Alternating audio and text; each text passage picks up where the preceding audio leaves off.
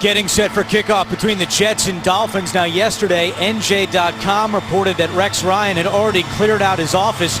We met with Rex last night at the Jets team hotel and we said, hey, is this report true? And his response was that he has a Christmas village in his office and he boxed it up and he took that home. Make of that what you will. But my question to you guys, and I'll start with you, Steve Berline, if you were Woody Johnson, would you fire Rex Ryan tomorrow? I say no way do you fire Rex Ryan, in my opinion, but I do believe Rex Ryan will be fired. What do you think, Steve Tasker? Oh, I think I hang on to Rex Ryan and let a new general manager at least give him the opportunity to make his case for staying around. I don't fire him summarily as soon as the season's over. I give the guy a chance to convince another general manager that he's worth keeping. Now, Rex told us he is not concerned about his future. What he did say is that he would not be a defensive coordinator next year. He will not coach someone else's defense. He'll either be a head coach or take a year off and possibly join the media.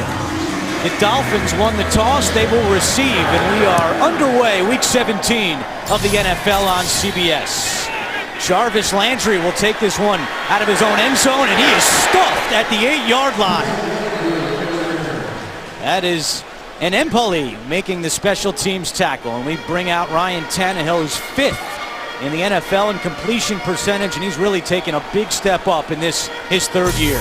He sure has. I mean, this guy, you talk about the positives for the Miami Dolphins. Sure, they're disappointed they're not going to be in the postseason, but you have to be excited at the end of his 3rd year how well he has progressed. 56. So a long way to go for the Dolphins on their opening drive. 1st and 10 from just inside the 10-yard line.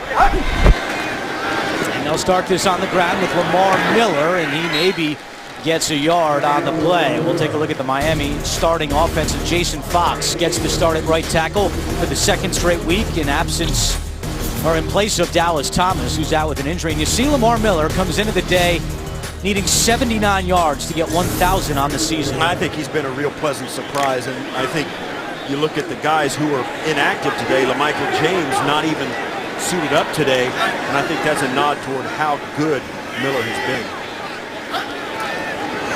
Tannehill to throw on 2nd down, in trouble, and Tannehill is sacked.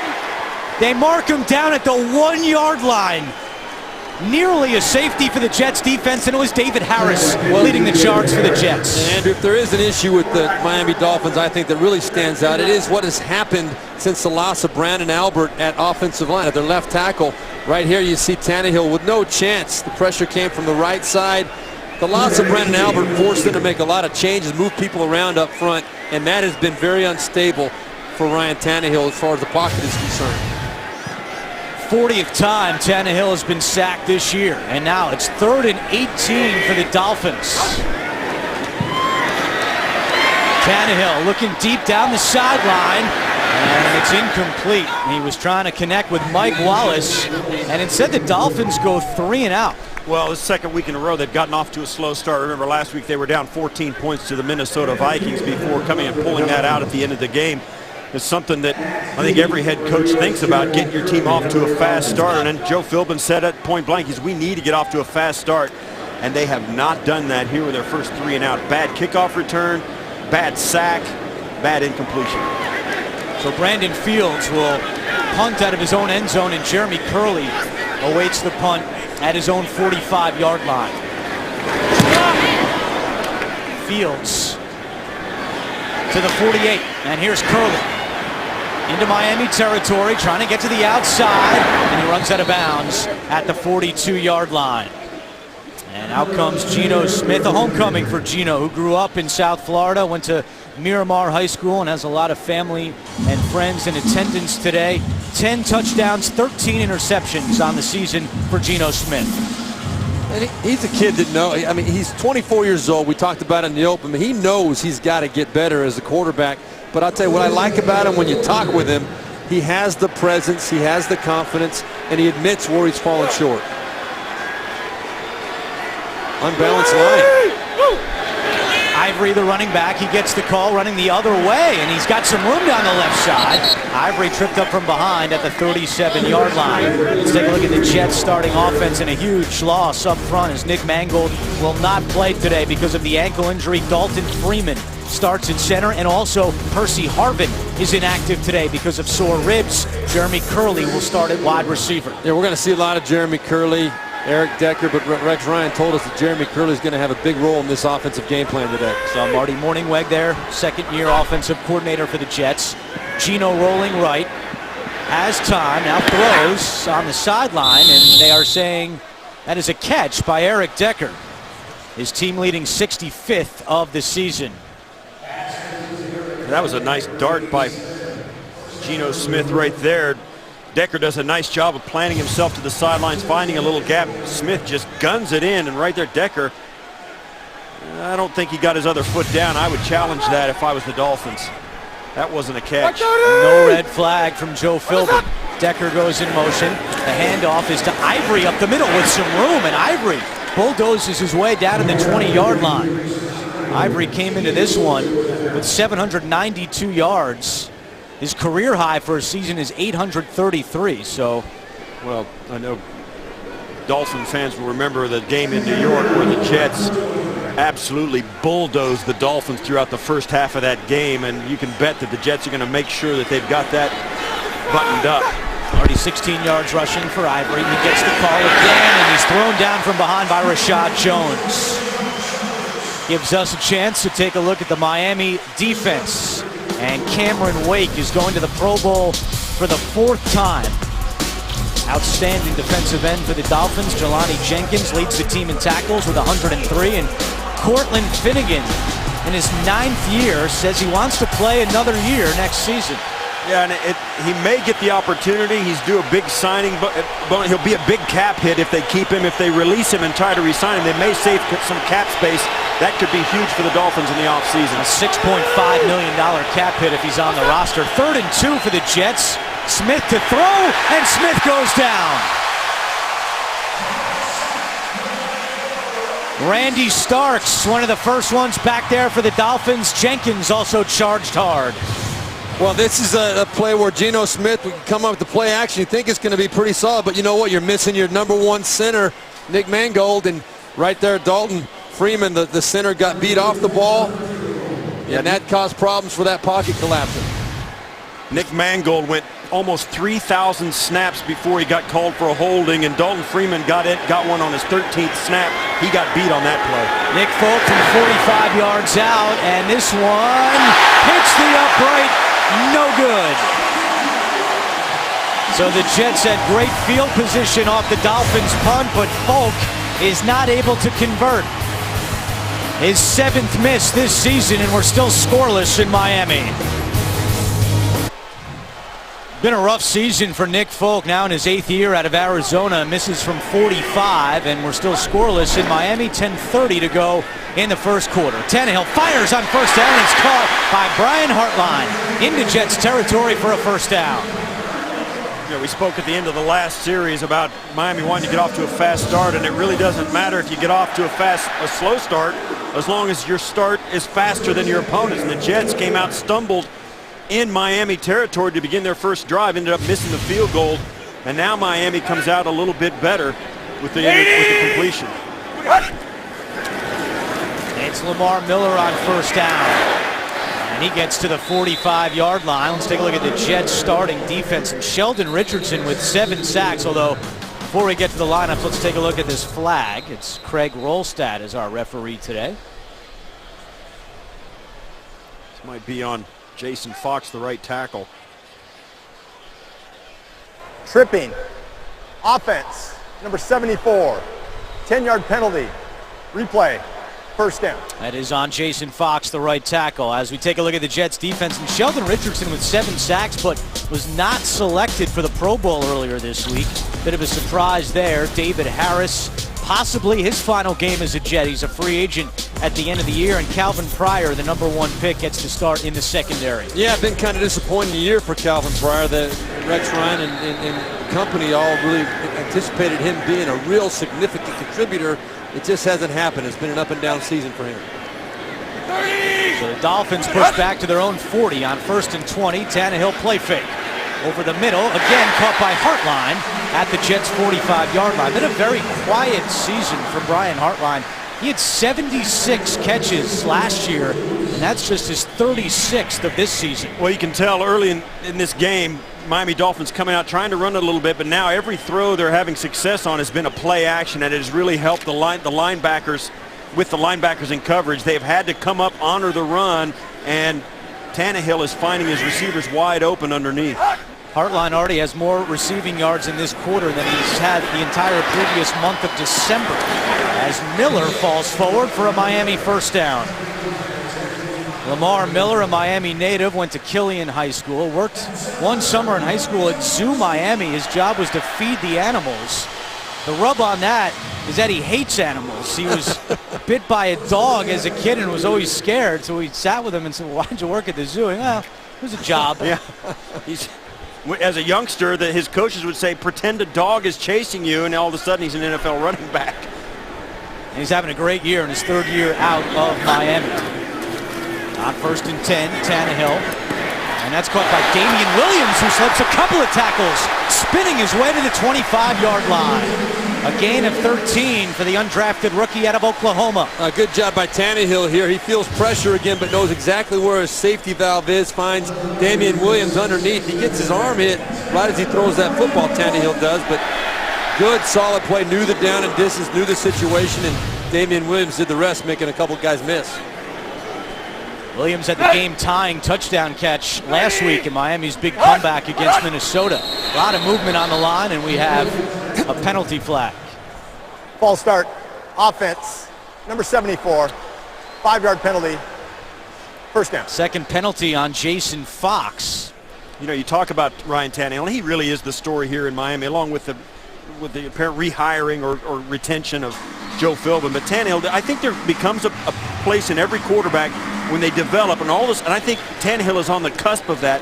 One more step or significant step, and all of a sudden this guy is really going to be a tough out. I think he's going to be an elite quarterback with just a little more progress.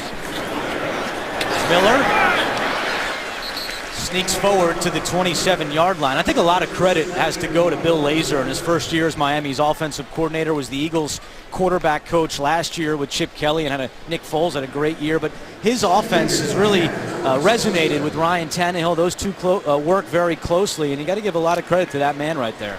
I agree 100%. That relationship is as important as any relationship on a football team. Quarterback, offensive coordinator, they got to be on the same page. On 2nd and 10, Deion Sims. And he's out of bounds at the 17. Our first update today with JB and Boomer. Texans are hopeful. They are hopeful. They go 5 plays, 83 yards. This is Case Keenum out to Arian Foster. Little screen to the running back. He takes it in 7-0 lead over the Jacksonville Jaguars early in the first quarter. Win and get plenty of help. Andrew, Steve, and Steve. Guys, thank you. Texans need to win, and then losses by both Baltimore and San Diego. And how about Case Keenum? He was in a tree stand the week before the Week 16 game, then led the Texans past the Ravens last week in a huge win. Miller reverses field, and he is forced out of bounds by Marcus Williams, short of a first down. And this is one of the times when you really get frustrated with the Miami Dolphins. They've had as many trips in the red zone as any team in the NFL, actually more than any team in the NFL, and they can't score touchdowns. You talk about a team that could really is on the brink of something special, and you see it right here again. They just can't finish drives. Well, talking to Joe Philbin, he pointed that out to us yesterday, that situational football, third downs, red zone, that has really been the Achilles heel of this team. Caleb Sturgis from 37 yards, and this one is good. So the Dolphins on the board first. They lead it 3-0. Temperature close to 80 degrees in Miami with 6:13 to go first quarter. The Dolphins have a 3-0 lead. Ryan Tannehill 4 out of 4 on that last drive for Miami. Sturgis will kick it away. TJ Graham is back deep for the Jets with Percy Harvin inactive today. And Graham will take this one out up the middle to the 20 and tackled at the 21-yard line. Geno Smith coming back out for his second drive. Jets trail 3-0. Tomorrow on CBS, the only thing smarter than a genius is a whole team of them. Check out the new hit drama that critics are calling a wild ride. Don't miss Scorpion tomorrow at 9/8 Central only CBS. Week 17 of the NFL, Jets at 3-12, Miami out of the playoff hunt with an 8-7 record. Geno Smith to the air, looking deep on first down for Owusu, and he makes a great catch. Chris Owusu with just his 4th grab of the season. It goes for 36 yards. Geno Smith makes a super throw here. The protection obviously is the key, the run action. He's got a nice pocket, steps up and really lays this ball in there very nicely. And the Jets have not had a lot of success throwing the ball on first down this year, but right there, a great job by Geno Smith putting the ball in money. Owusu was signed after Greg Salas went on IR, and just his 4th catch of the season. Jets go back to the ground here on first down. Ivory with not much doing. You know, when you look at that last play too, one of the things that I think is encouraging as far as Geno Smith is concerned is the number of big plays. In the first 12 games of this year, he only had 8 pass plays of over 25 yards. And then the last 3, that was his 9th big play over 25 yards in the last 3 games. Hey, base 55, base 55.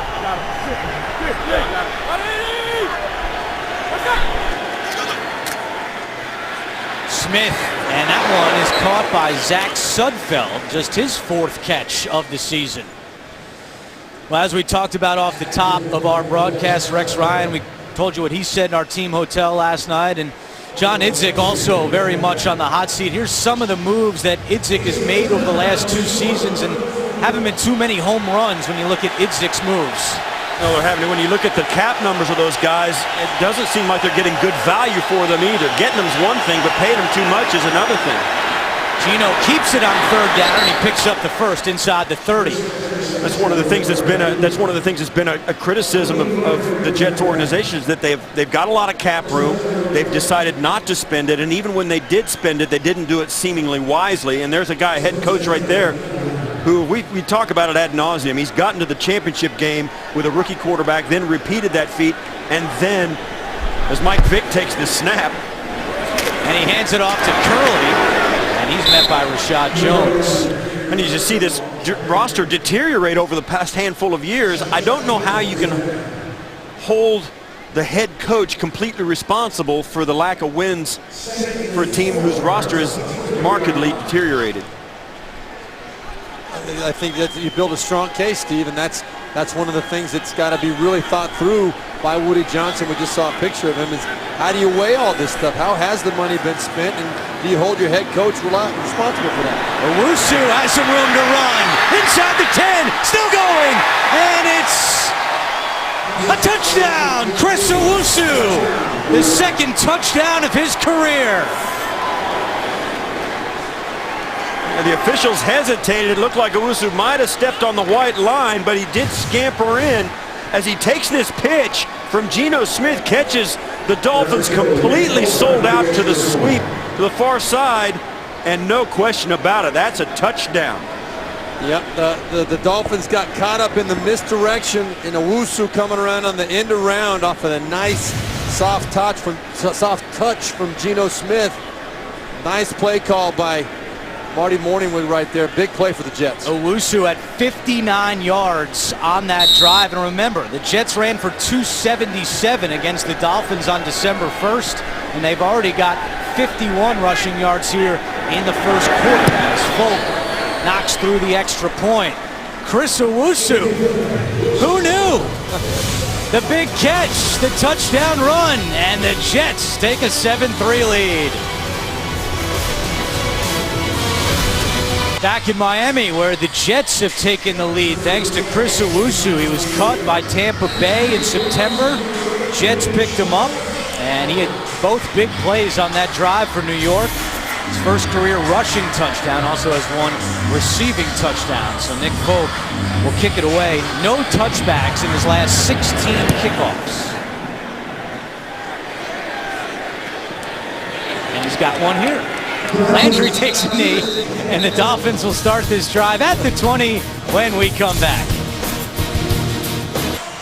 If you thought your fantasy season was over, it's not. Play for free, and you can win a trip to Super Bowl 50. Join today at NFL.com/fantasy. So Nick Folk with a touchback, and Miami will start at the 20. They trail 7-3, 3:11 to go first quarter. Tannehill out of the gun, and he throws on first down. That one is caught by Brandon Gibson and wrapped up immediately by Marcus Williams, who had his first career interception last week, picking off Tom Brady. Yeah, think about that. This is an undrafted rookie out of North Dakota State. Was playing with the Houston Texans, and midway through the season gets picked up off the practice squad by the New York Jets, and he's intercepting Tom Brady last week. Been a good couple of months for him. Unbelievable story there. This is his 8th straight start. On second down, it's Miller across to 30. Lamar Miller breaks free and slammed to the ground at the 45-yard line by Calvin Pryor, but a gain of 20. Well, Miller does a great job of weaving his way through the interference. The offensive line gets up to the second level. Great block by Pouncey to get up there and pick off the inside linebacker. And Miller just weaving his way through, almost gets to the secondary without being touched. This is great blocking up front. Only the 6th time this season the Jets defense has allowed a run of 20 or more yards, tied for the second fewest in the NFL. There's a flag down. Miller wrapped up by Demario Davis, but let's see what the penalty is. I think they got Kendrick Ellis for jumping off sides. Offside. Defense. Number 93. 5-yard penalty. Replay. First down. 93 is Kendrick Ellis, a Green Acres, Florida native. Grew up 50 miles from Sun Life Stadium. A little flinch, 343 pounds. It's tough to get it stopped and get it back in place. Rex Ryan wearing an NYPD hat today. He was wearing it in warm-ups as well, going around to every member of his team, wishing them luck, giving them a hug in what could be his final game as Jets head coach. Miller again, dancing and going nowhere. We're going to go back to New York. An update with JB and Boomer. Turnovers hurt. All right, Case Keenum threw a touchdown pass early in the game right here. A ill-advised throw, poorly thrown ball behind his intended receiver. This is Wayne Grotz. He's going to take it all the way back. 55 yards, interception return for a touchdown. Jacksonville takes the lead 10-7 over the Texans. Andrew, Steve, and Steve. Guys, thank you very much. And that Jacksonville defense, They are it's been tough. a long year, but they have a very solid core on the defensive side of the ball under Gus Bradley. Final minute of the first quarter. Blitz coming. Tannehill dumps it down over the middle. And the tight end Sims makes the catch just a yard shy of a first down. Yeah, and this is a little inconsequential little route to the tight end, but it sets him up with a third and less than one. And that's the kind of thing that Tannehill and this offense, you don't get enough credit for doing, but it's the stuff like that that gives you a chance to keep the drive alive. They had a bad tackle for loss on a 1st and 5, and now they've got a chance to stay on the football field as an offense, and every opportunity leads to better things, and that's what Tannehill has done in this next step forward he's taken. They throw it on 3rd and short. Tannehill, and that one is broken up by Marcus Williams again. Tannehill was trying to get it to Deion Sims, but Williams got a hand on it. Yeah, it was covered up pretty well by the Jet defense in the secondary, and that was Tannehill tries to fit it in, but there was really nobody running open. Now, a lot of the fans are booing here in Miami. They want Joe Philbin to go for it on 4th and 1 from the Jets' 46-yard line, but he has sent out his punter, Brandon Fields. And this is the second time they've had a 4th and short and decided not to go for it. I think the fans are saying, why wouldn't you? Instead, Fields will punt it. Curley, a fair catch call at the 10. And there are 2 seconds remaining in the first quarter. Week 17 continues later today on CBS and Fox. And then tonight, Week 17 continues with Sunday Night Football on NBC. So the Jets will start this drive at their own 9-yard line. Geno Smith. Have not had many explosive plays this year, but they had 2 on that last drive.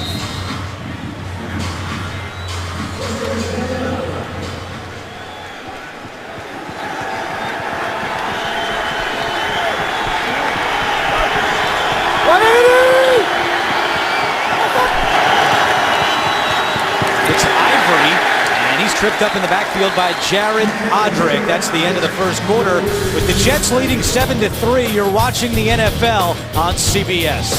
Start of the second quarter, Jets 0-5 against the AFC East this year. The last time they went winless in the division was 1996. That was Rich Kotite's final year when the Jets went 1-15. But in talking to this Jets team, and it's been very clear with everything they've said in the media and telling us, this team is playing hard for Rex Ryan. They want to try to send him out the right way today, and they lead it 7-3 if it is indeed his final game as coach. Geno Smith to Decker, wrapped up immediately by Finnegan. But you guys can put a pulse on it. We talked to David Harris yesterday, talked to Geno Smith, talked to Nick Mangold a couple of weeks ago. They all love Rex. Well, yeah, they do, and it's not just us saying it. You hear it from other coaching staffs around the league that they see it on film. This team plays hard for that coach.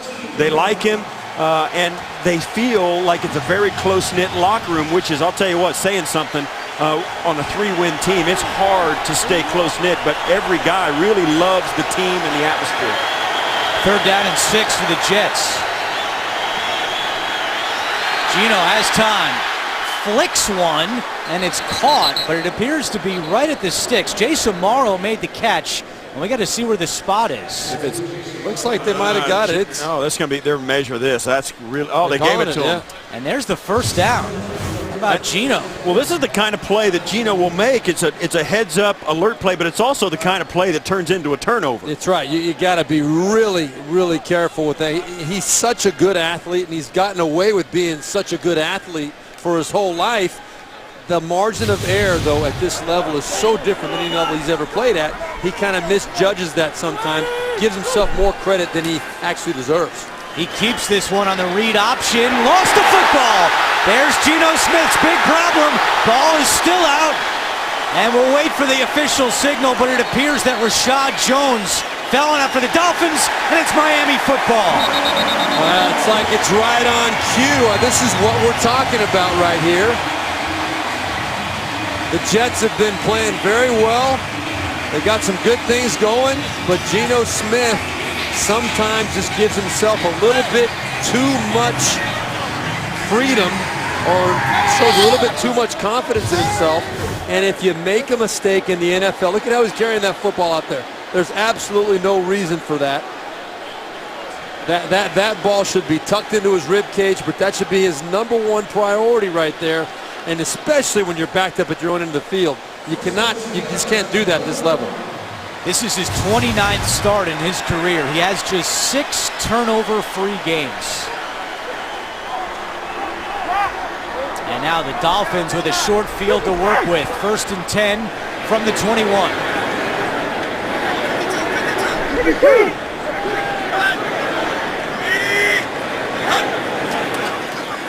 Tannehill to throw, and Charles Clay makes the catch, but a big hit from Calvin Pryor. That's what the Jets thought they were getting in Pryor. A big hitter, and he levels Clay here. Well, Charles Clay coming off a big week last week. 6 catches, 114 yards. Had a little bit smoother sailing than he had right there. Pryor read that perfectly, but a nice tough catch by Clay. Jets turnover margin now this year after the Smith fumble, -12. Lamar Miller trying to get to the left, and again it's Pryor coming over to make the tackle. You know, it's amazing how fast these players are. Pryor really closed some ground there to get to that spot and prevent the first down. Watch as he comes from all the way back here and gets all the way across and up past the line to gain to stop that from being the first down. That's a guy that's stepping up, and he's made a couple of plays on this drive now. 18th overall pick out of Louisville. Dolphins are 0 for 3 on 3rd down so far in the first half. It's 3rd and 1. With the Miller up the middle, he's got the first down. Still going inside the 5, and Miller is down to the 2. 1st and goal for the Dolphins. Well, when they get into a short yardage situation again in the future of this game, they'll probably come back to this play. Now, we've seen them not go for it on short yardage 4th down. I think when you come back to it, that's a play they're going to come back to. That was well executed. They spread the defense out and then gave it to Miller on the weak side to the slot side, back up through the kind of right off the tackle. And that turned into a nice game. So on 1st and goal, Tannehill lined up in the gun. Fires, and that pass is caught by Daniel Thomas, but only down to the 1-yard line. That's a tough little play. An awful lot going on that play for a 1-yard gain. You know, you motion Hartline all the way across the field. You make a play action fake to him, and then you try and thread one in there, but in a tight coverage. It was kind of a dangerous play. Fortunate they didn't pay the price on that.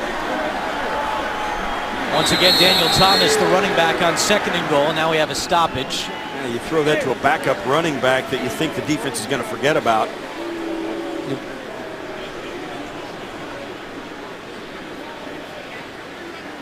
Referee has not indicated if a team called a timeout or what the stoppage is.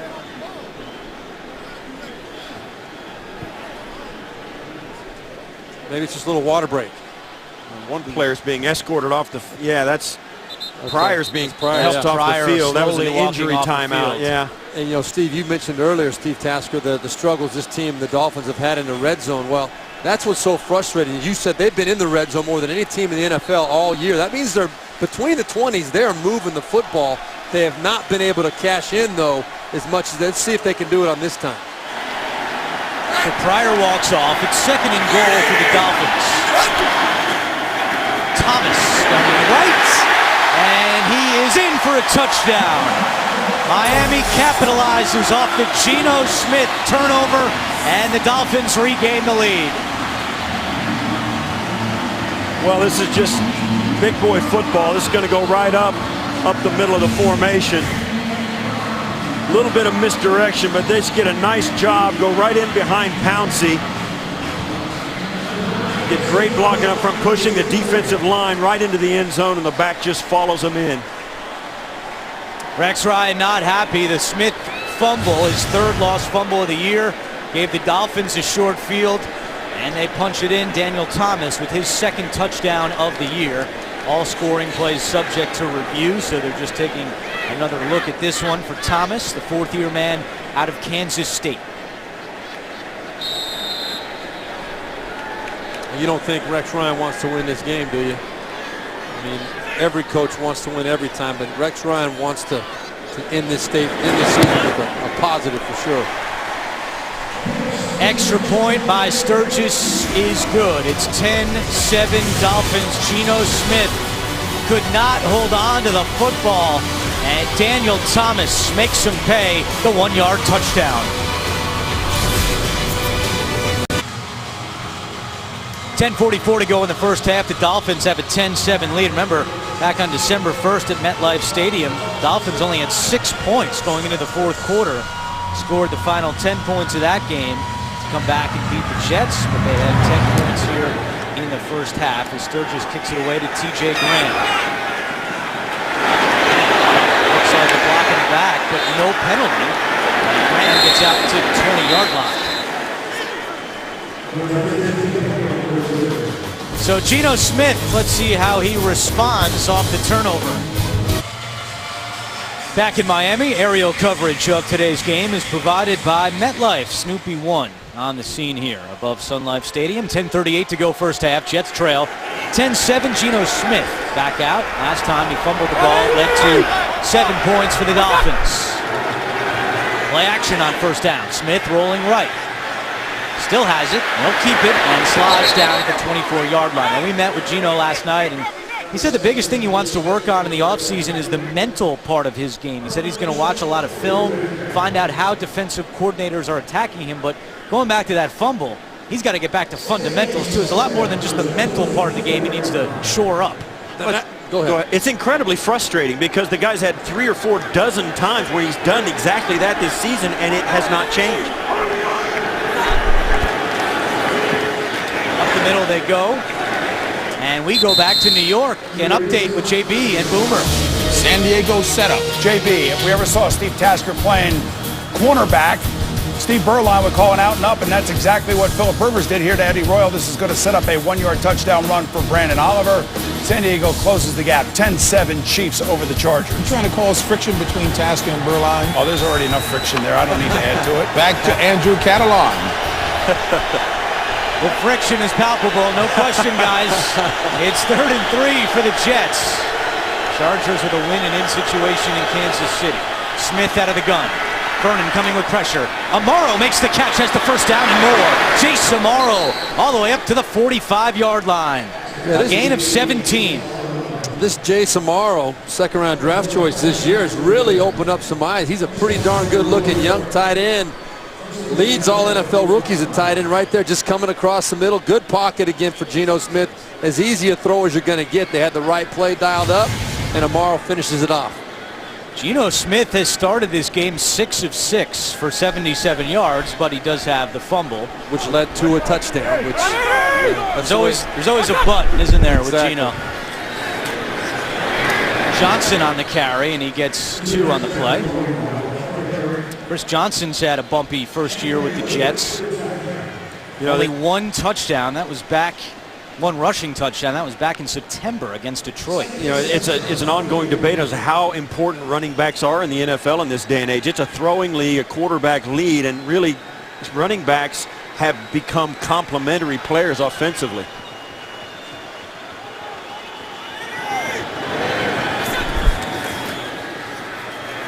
Smith looking deep for Decker, and Decker's got it inside the 15-yard line.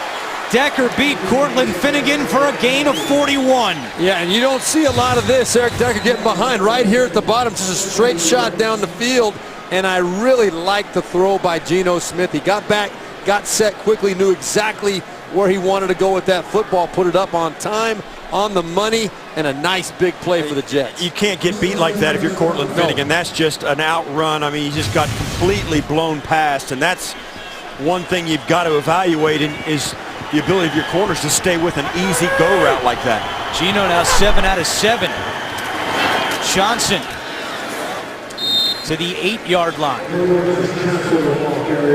Eric Decker signed that big contract in the offseason, 5 years, $36 million. 16 or 15 million was guaranteed, and certainly has not put up the type of numbers that he had the last several years in Denver, albeit with a much different quarterback. Well, don't feel sorry for Eric Decker. I mean, he weighed those options when he signed that contract. He knew that Denver was going to be a good offensive team and probably had ideas about what was going to happen here in New York, but don't feel sorry for him after the deal he signed. Geno to a wide open Ivory. He can walk it in. Touchdown Jets. First receiving touchdown this year for Chris Ivory. And New York regains the lead. Well, great bounce back drive for Geno Smith. Coming back, shaking it off right here. Believe it or not, this is one of the toughest throws to see. You're looking up the field. You got to go through your progression. You just can't believe that a guy would be that open out there in the flat. Fortunately, Geno Smith saw it right away, identified it, took advantage of the busted coverage by the Miami Dolphins. Yeah, a young quarterback a lot of times will pump fake that, not believing he's so wide open. First receiving touchdown of Ivory's career. 5th-year man out of Tiffin. And that was one of the moves that has panned out for John Idzik, making the trade with the Saints to acquire Chris Ivory. Nick Folk with the extra point with 6:44 to go, second quarter. Geno Smith with a big bounce back, the long throw to Decker. And then Geno, who's now 8 out of 8 to Chris Ivory for the touchdown. 14-10 Jets. First time in Geno Smith's short career that he has started 8 for 8. Previous best was 6 out of 6. And Chris Ivory with the touchdown to give the Jets a 14-10 lead. With the Steves, Berline, and Tasker, I'm Andrew Catalan. Our entire CBS crew, producer Ryan Galvin, director Andy Goldberg. Week 17 of the NFL on CBS. A short kick by Folk. Landry with a running start to the 20. And Landry across the 25 to the 27-yard line. Timeout on the field. Tannehill coming back out. He trails by 4. How about that? In the sand. Happy holidays from all of us at CBS Sports. 6:38 to go first half. And the Jets have a 14-10 lead. Dolphins will start this drive at their own 27-yard line, with Ryan Tannehill, who's begun the game 8 out of 10 for 70 yards. And we have a whistle. They blow this one dead. A false start against Miami. False start. Offense. Number 11. 5-yard penalty. Still first down. It's on the receiver, Mike Wallace. So look at the AFC playoff picture. You saw an earlier update. San Diego win and in. Baltimore, Houston, and Kansas City still alive for that final playoff spot, but they need help.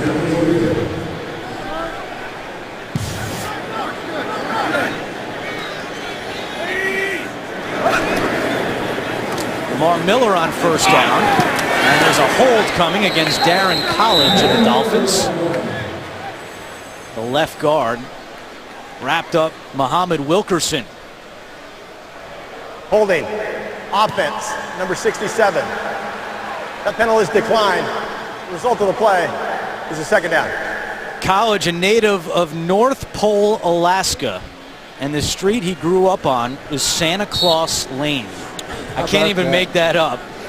North Pole, Alaska is 15 minutes from Fairbanks, but he says he loves Christmas. I guess he has to love Christmas. Got no choice, yeah. You live in North Pole, Alaska, his 9th year out of Boise State.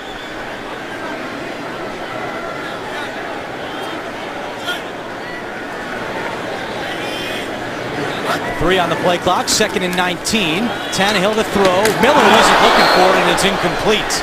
That was David Harris, who was closing quickly on Miller anyway, but Miller didn't turn around. Well, Tannehill was a little bit rushed, a little bit pressured, and he was hoping that he could complete this pass before getting hit. He felt a little bit of pressure. Actually, he was a little bit impatient there. It looked to me like there was more pressure in his face. That one you got to put on Tannehill. He's got to give his receiver a chance to get turned down and squared up to him. Dolphins are second worst in the league on 3rd and 10 or more. They convert just 10% of the time. This is 3rd and 19. There's a flag down. Tannehill to Clay, tackled by Landry, who got the start today for the inactive Jaquan Jarrett. But let's see what the penalty is. This may be against the Dolphins either. This drive for the Dolphins has been an atrocity. They can't get out of their own way. A false start. Shift. Offense. 2 men moving. That penalty is declined.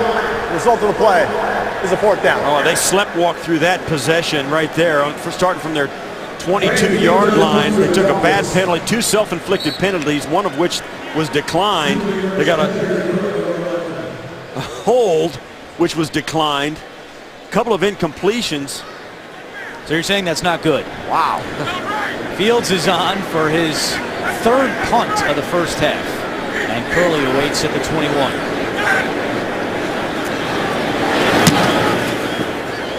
It's a return-o-matic. Curley cuts back to the 25 and dragged down at the 30-yard line by R.J. Stanford. Tonight, on a new Undercover Boss, a restaurant owner goes undercover to find out what's cooking with his employees. It's a new Undercover Boss tonight, only CBS. Woody Johnson is not undercover.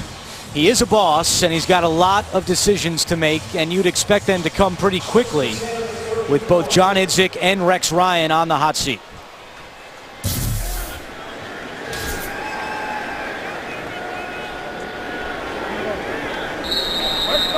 So the Jets will start this drive at the 30-yard line. They lead it 14-10 with 5.5 minutes to go in the second quarter. It's Chris Johnson running right, and Johnson to the 33-yard line. One of the possibilities for a new GM, he'll walk in to a great salary cap situation and possibly a top 5 draft pick. It certainly looks that way for the Jets, who right now are number 4 in the draft order. Well, they've started to ramp up off the field movement with getting some consultants involved about lining up some interview candidates, and it's interesting. On 2nd and 7, Smith in trouble. Rolls right, throws across his body, and Geno Smith took a huge hit. Pass was incomplete, but there's a flag down. Geno Smith and it was stays down. Cameron Wake who leveled Geno. Personal foul. Roughing the passer. Defense, number 91. Hitting the quarterback with the crown of his helmet. That's a 15-yard penalty and an automatic first down. In days past, this would have been a very clean hit on a hit a quarterback was expected to take, but in this day and age, it's all about the crown of the helmet. This to me is a great play by Cameron Wake. He just put his head down a little bit, and it's so hard to train yourself to keep that chin up. I mean, that was Geno Smith put himself at risk right there by holding on to that ball that long. That should not have been. I mean, that was definitely a penalty on Cameron Wake. Right, and the problem is when you're a defender, you're coming in there, you feel safest when you tackle like that. The problem is it's not safe for the guy you're tackling, and that's a new atmosphere around the NFL. You have to take something off. If he would have hit him with his shoulder and not led with his helmet, that would have been fine. But it's hard not to do what you instinctively, your body tells you instinctively to do. Geno stays in there. They'll run it. Give him a blow here as Chris Johnson takes it into Miami territory to the 48-yard line. I'll say this about Geno Smith. I thought he might stay down. That was a big one. And he climbed to his feet, waved off help from the sideline, and now he's staying in the game. He said, wait a second, I gotta think about it. We see Eric Decker, he got bumped up as well. But Geno Smith needed a second to kind of regroup. But you're right, Steve. That showed me an awful lot. There are not a lot of quarterbacks that would be able to pop up after that hit. So Decker's out. Harvin's inactive. Jets receivers are Curley, Owusu. As Johnson goes out of bounds. Here's the play with Geno. When he got hit by Wake, it was Decker down the field. Koamisi wrapped him up, and Decker grabs for his shoulder. And that's what happened. He got his arms extended out in front of him and then came down on his shoulder, and you can tell right there he's in some pain. Rex Ryan actually checked on him a moment ago on the bench and walked away shaking his head. It doesn't look good for Decker. So 3rd and 5 for the Jets.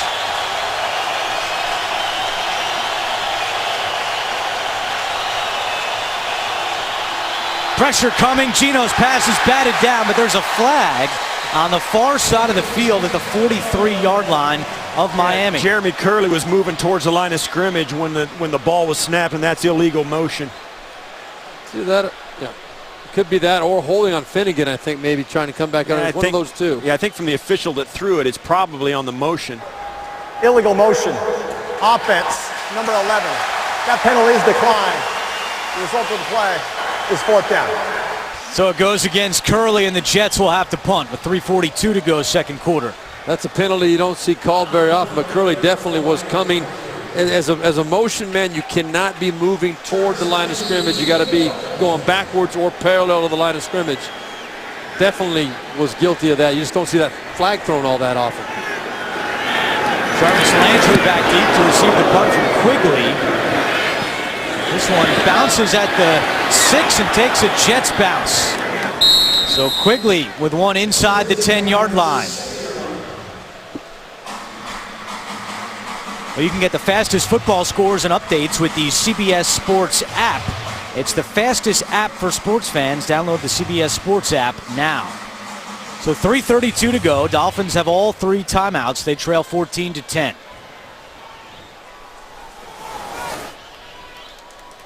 Good sign there as Calvin Pryor, who had to walk off earlier in the first half, is back on the field for the Jets.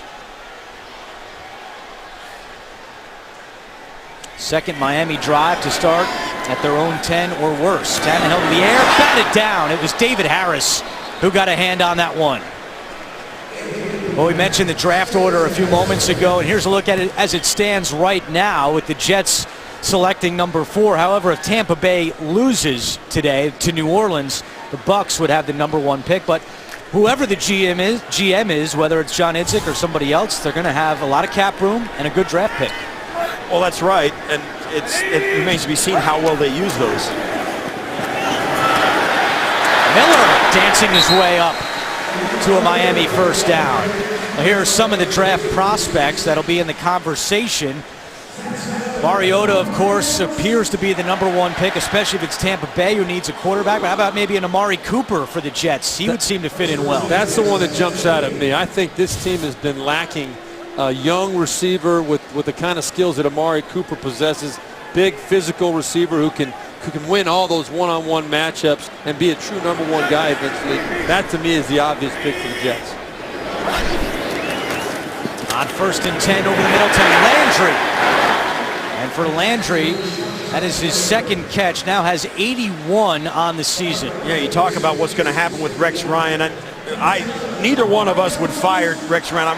I think he's a great coach. Those are hard to find. He's got experience. He's taken a team with a rough quarterback to the championship game of the AFC. I know this, if you fire him, he immediately becomes a candidate. For everybody looking for a job. Pitch it to Miller. Miller finally dragged down by Sheldon Richardson. But on that note, Steve Tasker, I think you look at the body of work. Obviously, the 3 wins does not bode well for anybody. But you look at how close this team is to being a pretty decent football team. I think, in my opinion, he is the man that can fix this. I don't think it's going to happen. 2-minute warning. Jets lead 14-10. 2 minutes to go in the first half. Dolphins have all 3 timeouts. It's 14-10 in favor of the Jets. Tannehill out of the shotgun.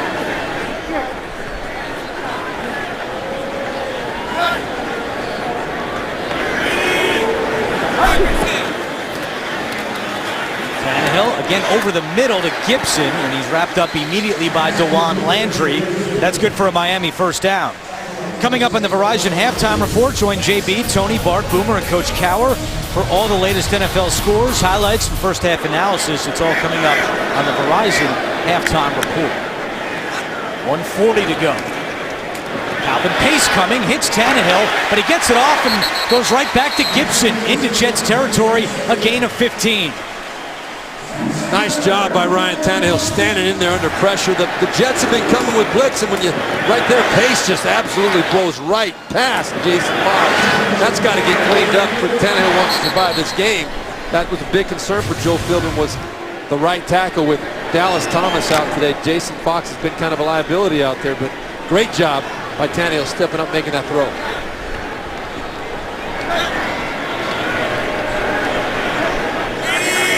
Damian Williams goes in motion on 1st and 10. Tannehill in trouble. Tannehill is sacked. It was Sheldon Richardson getting back there for the Jets. Timeout on the field. That was a Miami timeout. They have 2 remaining. The sack goes to Richardson, who now has 8 sacks on the season. He was not selected to the Pro Bowl. Rex Ryan said he was shocked. And actually, without naming names, called out Aaron Donald of the Rams for getting the nod to the Pro Bowl over Sheldon Richardson. So 2nd and 15 following the sack from midfield. Tannehill incomplete, looking for Hartline, and it's 3rd down. Antonio Allen on the coverage, and Tannehill to the ground again. We spoke about this. We watched practice on Friday, and we talked about Ryan Tannehill. Not only does he pick himself up from those big hits, he has been taking snaps for this team since day one. I mean, he is always available to play. He never misses games, and he doesn't miss practices either, and I think that's been a plus for his development. No doubt about that. Every single day is an opportunity to learn more and get better, and Tannehill obviously understands that. So 3rd and 15 from midfield. Jets showing blitz. Tannehill has time, fires, caught by Hartline, and he's got the first down. More pressure on Tannehill, but he's able to deliver a strike to Hartline for a first, and behind the play, Sheldon Richardson is a little shaken up. Well, Richardson's the one that delivers one of the 2 guys that delivers a hit there. I don't know why that wasn't a crown of the helmet penalty either. Richardson comes in and not only hits Tannehill, but hits him high. Richardson is still shaken up at the 40-yard line. We'll come back to Miami right after this. Back in Miami, and let's take another look at that last play. Watch Muhammad Wilkerson off the right side. He's the one that gets the hit now. Look at that. That's a head-to-head shot right. He did not drop his head. It wasn't the crown of the helmet. But you're going to see he clearly comes through the chin of Ryan Tannehill right there. And Tannehill's looking up at the referee saying, hey, are you serious? I mean, what do I got to do here? He's taken 3 shots on 3 straight plays. Now, granted, he showed courageous fortitude to stand in there and do it, but that should have been a penalty. And that was a heck of a play. I mean, knowing he's going to get hit, 3rd and 15, delivering a strike, that's a big-time play Ryan Tannehill just made. Jets were charged with a timeout because of the injury to Richardson inside 2 minutes. Tannehill over the middle, and that is caught by Williams, who slips the tackle. Still going to the 25, spinning his way, trying to fight his way out of bounds. David Harris won't let him. Clock continues to run. Tannehill took another hit. Yeah, and he's already back at the line. We can't say enough about Tannehill's toughness. Once he releases this, ends up wrapping around his head. I mean, that's not easy to do, to stand in there and have all that stuff around you while you're trying to throw the football. I can tell you it is not easy to do, and you really haven't played the position. You admire the guys that do that today, that aren't afraid to take that hit.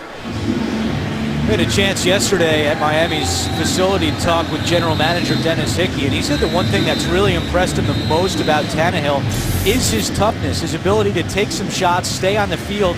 This is his 48th consecutive start, and the first year for Hickey as GM, and he said that's one thing that I didn't know coming over here, just how tough Tannehill is. Not to say anything against quarterbacks, but Tannehill used to play regular down and distance. He played a real position, a wide receiver, so he knows what it is to get tackled. There are some tough quarterbacks out there. Obviously, they used to play wide receivers, Ryan Tannehill. One timeout left for the Dolphins as the Steves go at each other. Tannehill has time. Fires to a wide open play. Touchdown, Miami. A breakdown in the Jets secondary, and Tannehill was able to hit Clay for his 3rd touchdown of the year. Well, you talk to the coaches, they tell you immediately, Joe Philbin and Rex Ryan know how valuable Charles Clay is. If he's right in the middle of the field. You see him running down the numbers. He turns back inside. What a really cute route that was. Yeah. Setting up, spinning back inside, kind of giving the impression he's going to hook up to the outside. He feels the soft spot. Tannehill on the same page, which is the key, because that ball had to be delivered on time, on the money. Great play. Rex Ryan was very concerned about Charles Clay in our meeting yesterday. That was a fantastic 2-minute drive by Ryan Tannehill. He made every play that he had to make and took a lot of shots to get it done. Extra point by Sturgis is good. Well, that's why the arrow is pointed up here in Miami. Not only with the quarterback, but also with the head coach. And the aforementioned general manager, Dennis Hickey, as you see Ryan Tannehill with a career-high 27 touchdowns now. But Dennis Hickey's going to have a big decision because Charles Clay is a free agent at the end of the year, and he's set himself up for a nice little payday. Sure has.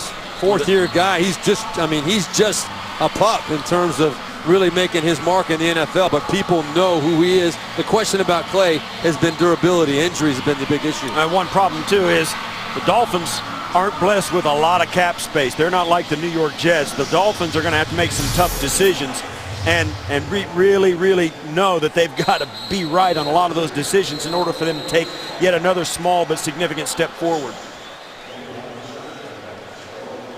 So Geno Smith will have 2 timeouts to work with. Jets do get the ball to start the second half.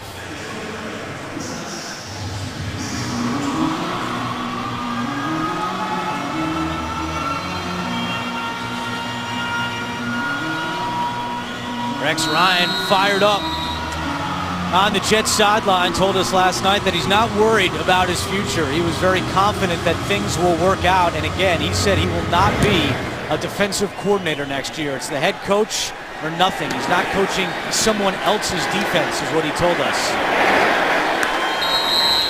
Jets will start this drive at the 17-yard line. Coming up on the Verizon Halftime Report, join JB, Tony, Bart, Boomer, and Coach Cower for all the latest NFL scores, highlights, and first half analysis. It's all coming up on the Verizon Halftime Report. As we told you earlier, a report yesterday from NJ.com surfaced that Rex had already cleaned out his office. We asked him about that yesterday, and he said that he had a Christmas village set up in his office, and that is what he boxed up and took home along with some old playbooks. You guys have played for 30 years. Have you ever had a coach at a Christmas Village? Well, I haven't played for 30, but I've been around it for 30. But no, combined. You played 13, Berline well, that's 17. true. No, I've seen some pretty quirky stuff, but I've also seen a lot of coaches who are going to stick around start to get rid of some recycled playbooks and stuff at the end of seasons. They got to, they do that. But he was pretty adamant. He said, "Listen, he's not doesn't have his foot out the door. I mean, he's all in today with the New York Jets." He said these jobs are hard to get, and I am excited about being the coach of this team today. Well, he'll go into the locker room trailing by 3. The Jets do get the kickoff to start the second half. Geno Smith was 9 out of 10 in the first half for 122 yards and a touchdown, but he did turn the ball over, which led to a Miami touchdown. That's the end of the first half with the score Miami 17, New York 14. We'll be back with the Verizon halftime report. You're watching the NFL on CBS. Nowadays from Miami, where the Dolphins have a 17-14 lead on the Jets. Time now to take a look at the Bose game changer. It was Ryan Tannehill firing a strike to Charles Clay for the touchdown. And Miami with that 3-point lead. Jets get the ball to start the second half. Back in the booth with the Steves, Berline and Tasker. I'm Andrew Catalon. An eventful first half, specifically for Geno Smith, who was 9 out of 10 passing, but also had that costly fumble that led to a Miami touchdown. As we go back and look at some of the first half highlights. Well, the difference in the game as it started very early is this missed field goal. Otherwise, it'd be tied at 17. And then, of course, the tragic fumble by Geno Smith. Yeah, that fumble led directly to the touchdown. The Dolphins came back and scored, but I was impressed. Geno Smith came back after that fumble with a big play to Eric Decker down the field, and then the wide open Chris Ivory. But then the Dolphins answered themselves with the great 2-minute drive. Ryan Tannehill took a bunch of hits, but delivered the strike to win, or to finish out that first half. Now you look there at the statistics. Tannehill 15 of 20, and really with an outstanding 2-minute drive that second to end that first half. I think really that was something that really will tell you where that guy is headed in his career. That was something special. And Geno, I mean, he really played a very, very good first half, with the exception of the one really bad fumble, which has kind of been his trademark. But you see his ability and the things that you want to see from a developmental standpoint when he makes the throws that he did make today. He put a couple of deep balls on the money. He's made some very good decisions. Really only the one bad thing was the fumble. The Jets put Owusu back deep to receive this second half kickoff. And he gets across the 20, still going. Owusu to midfield. A foot race. Owusu still going. And Stanford finally drags him down inside the 15-yard line. What a breakout game today for Chris Owusu. A return of 87 yards. Well, he's going to take this right up the middle of the field. Does a great job here, picking his spot, waiting and being patient, and then a great job of getting through the tight spot. It becomes hard for the coverage guys to grab him, and then it's a foot race, and the Dolphins end up dragging him down in their own territory. Right there is what a lot of undersized return guys can't do. They don't run through arm tackles. Owusu keeps it going and makes that into a home run because of his ability to break that tackle right in that tight spot. So the Jets start at the 13-yard line. This is John Connor, the fullback, inside the 10. Percy Harvin inactive today. Chris Owusu with 161 total yards, including a rush touchdown. Who would have thought? Who would have thought that? A great job by Owusu taking advantage of this opportunity. You saw number 57 from Miami. He's the one that tried to make that arm. That was Jordan Tripp, the rookie out of Montana. He's got to make that tackle. But Owusu, great to hear. We got Michael Vick and Geno Smith on the field at the same time now. Vick will hand it off. It's Curley trying to get around the edge. Curley inside the 5. Out of bounds at the 3-yard line. Forced out by Cameron Wake. It's the second time we've seen the tandem of Vick and Geno Smith on the field at the same time. It's their version of the Wildcat. They've used it in the red zone twice, and the problem with all of that offense, and when you bring different people in, particularly a second quarterback, you run to the end of that menu of plays pretty quickly. So you can bet that if the Dolphins can get through the first 4 or 5 plays of that, they're going to start seeing repeat plays, and then it could get dicey for the Jets. 3rd and 1. The Jets can get a first down without scoring a touchdown. Up the middle it goes, and it appears that's exactly what happened as Bilal Powell Close to the first down, but short of the goal line. Koamisi made a nice open field tackle right inside the hash marks. Oh, they're saying it's 4th down, so Powell was just short, and this has been the problem spot for the Jets the entire year. Dead last in the NFL in red zone offense. They average just 3.9 points per red zone trip. The only team under 4 points per trip in the league, and it looks like on 4th and 1, Rex Ryan's going to go for it. Why not? Chris Ivory, the running back. The give to Ivory. And Ivory hit at the line, and this will come down to the spot. Dolphins think they stuffed them. It'll be tight. They're going to mark this right at the line to gain. They're going to give it. I think they're going to give it to him. No measurement. He's already ruled No, it's Miami football. Wow. A microcosm of the Jets season in the red zone. Geno Smith making his case right there over the football. It's not going to happen.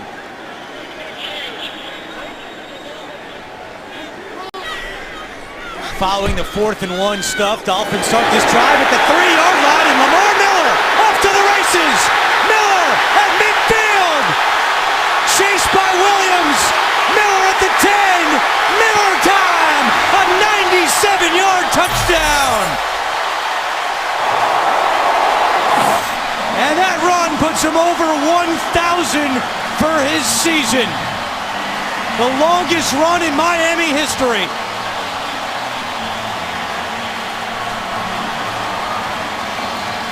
And that may be the dagger for the New York Jets football season. Just perfectly executed play, and Lamar Miller, again, as you mentioned earlier, Steve Tasker, he got up on that second level without even being touched. And he had the straight line to the goal line once he popped through there. Well, Kendrick Ellis ran right by him, coming off the side, unblocked, and Lamar Miller, they were like two ships passing in the night. Ellis didn't do anything. Calvin Pryor also appeared to fall down. Pryor's the one that's got to make that tackle. Pryor is the one that, after the Jets get stuffed, the Dolphins take advantage.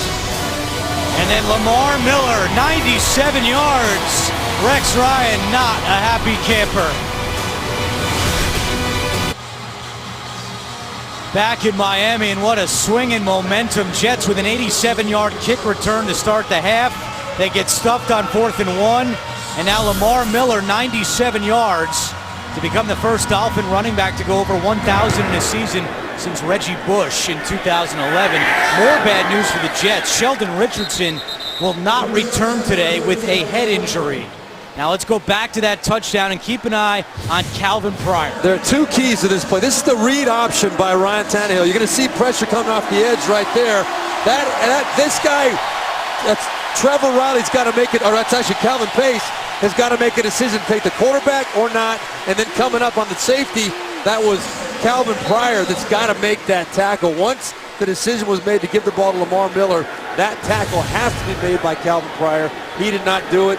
That was the mistake on the play. Jets are minus 73 in the second half this season in terms of point differential. They give up an early touchdown here. Start this drive on the ground. And that's Chris Ivory on the carry for the Jets. That read option is, it is a threat for when you play the Dolphins. And I said it was Kendrick Ellis. It was actually Calvin Pace coming off with which Ryan Tannehill was reading. It was a great read. Pace takes the quarterback and not the running back in that case, and it ends up putting the tackle back on the safety and Pryor, and he's late getting there. Well, that put Pace in a bad spot. He has to take one or the other. He chose the quarterback, and then Pryor did not make the tackle. Ivory on 2nd and 3, and he can't get around the outside. That's kind of the rub on Pryor this year. We saw him make some big hits in the first half, and he shows those flashes of being an impressive safety, but then a key missed tackle, and Miller goes 97 yards. Well, that one right there was simply a young player, I think, not keeping his poise. He got excited. He got out of control. Instead of breaking down and realizing, hey, I got to get a piece of this guy. I got to get him down. He came up there out of control and didn't even get a hand on it. The Jets 3 for 6 on 3rd downs. This one is 3rd and 4. Low snap. Geno just gets rid of it to a wide open Decker. Eric Decker. See you later. Touchdown Jets. A 74-yard touchdown. just like that, the Jets are right back in it. And Geno Smith, that is a poised throw that he makes to lob that up ahead of Decker. Now Decker's going to come right from the inside, gets a hard jam, as you can see there, by Finnegan, and that's it. Finnegan can't believe that that ball's in the air. Well, very well executed. Like you said, Geno Smith put the great touch on that, but Cortland Finnegan, that's the second time he's whiffed on Eric Decker for a big play, and Geno Smith has taken advantage of it both times. Yeah, and you can bet that the Jet coaching staff sniffs that matchup, and they're going to go to it all day. Longest pass of Geno's career, longest catch of Eric Decker's career. And the Jets with a quick answer off the Lamar Miller 97-yard touchdown run. Eric Decker with his 5th touchdown of the season. It goes for 74 yards. Pretty entertaining game here in Miami. Some long faces on the Miami sideline. Kevin Coyle, the defensive coordinator in the orange shirt, a Staten Island native, and he's been under fire down here in Miami. And Joe Philbin did not say that either one of his coordinators would be back definitively next year. One of the things about Joe Philbin is he has not been afraid to make tough decisions and change his staff up, and he's changed his own personality up at times. So it'll be interesting to see the steps that are taken here in Miami. Landry misplays it. And it's a touchback. Let's go back to that last touchdown. Well, you're going to see Cortland Finnegan and Eric Decker in the slot right here at the very top of your screen. And Finnegan has always been known as an aggressive corner, trying to get the surprise jam. But guess what? Eric Decker is ready for it. He's a big physical receiver. He slaps Finnegan off of him, and then Finnegan does not have the closing speed he used to have. Decker runs away from him.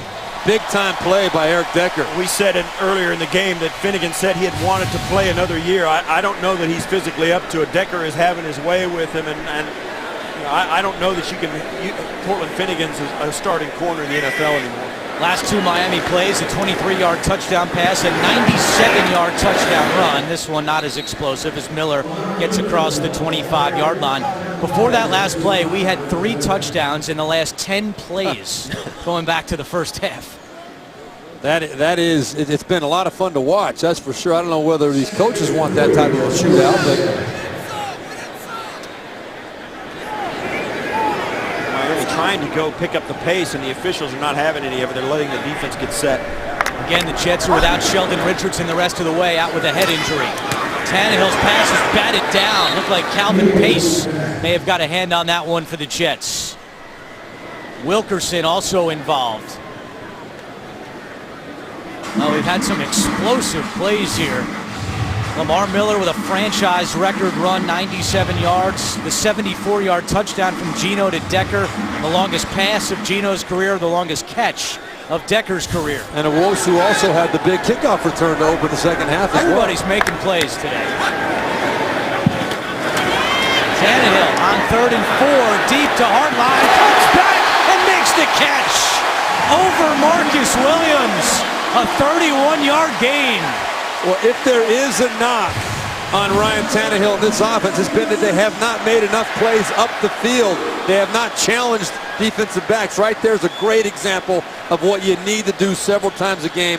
Let your receivers go up and try and make a play, especially in this day and age where they're calling all the penalties on the defense. Great job by Tannehill and Hartline right there. Another big play. Now the Jets have called timeout.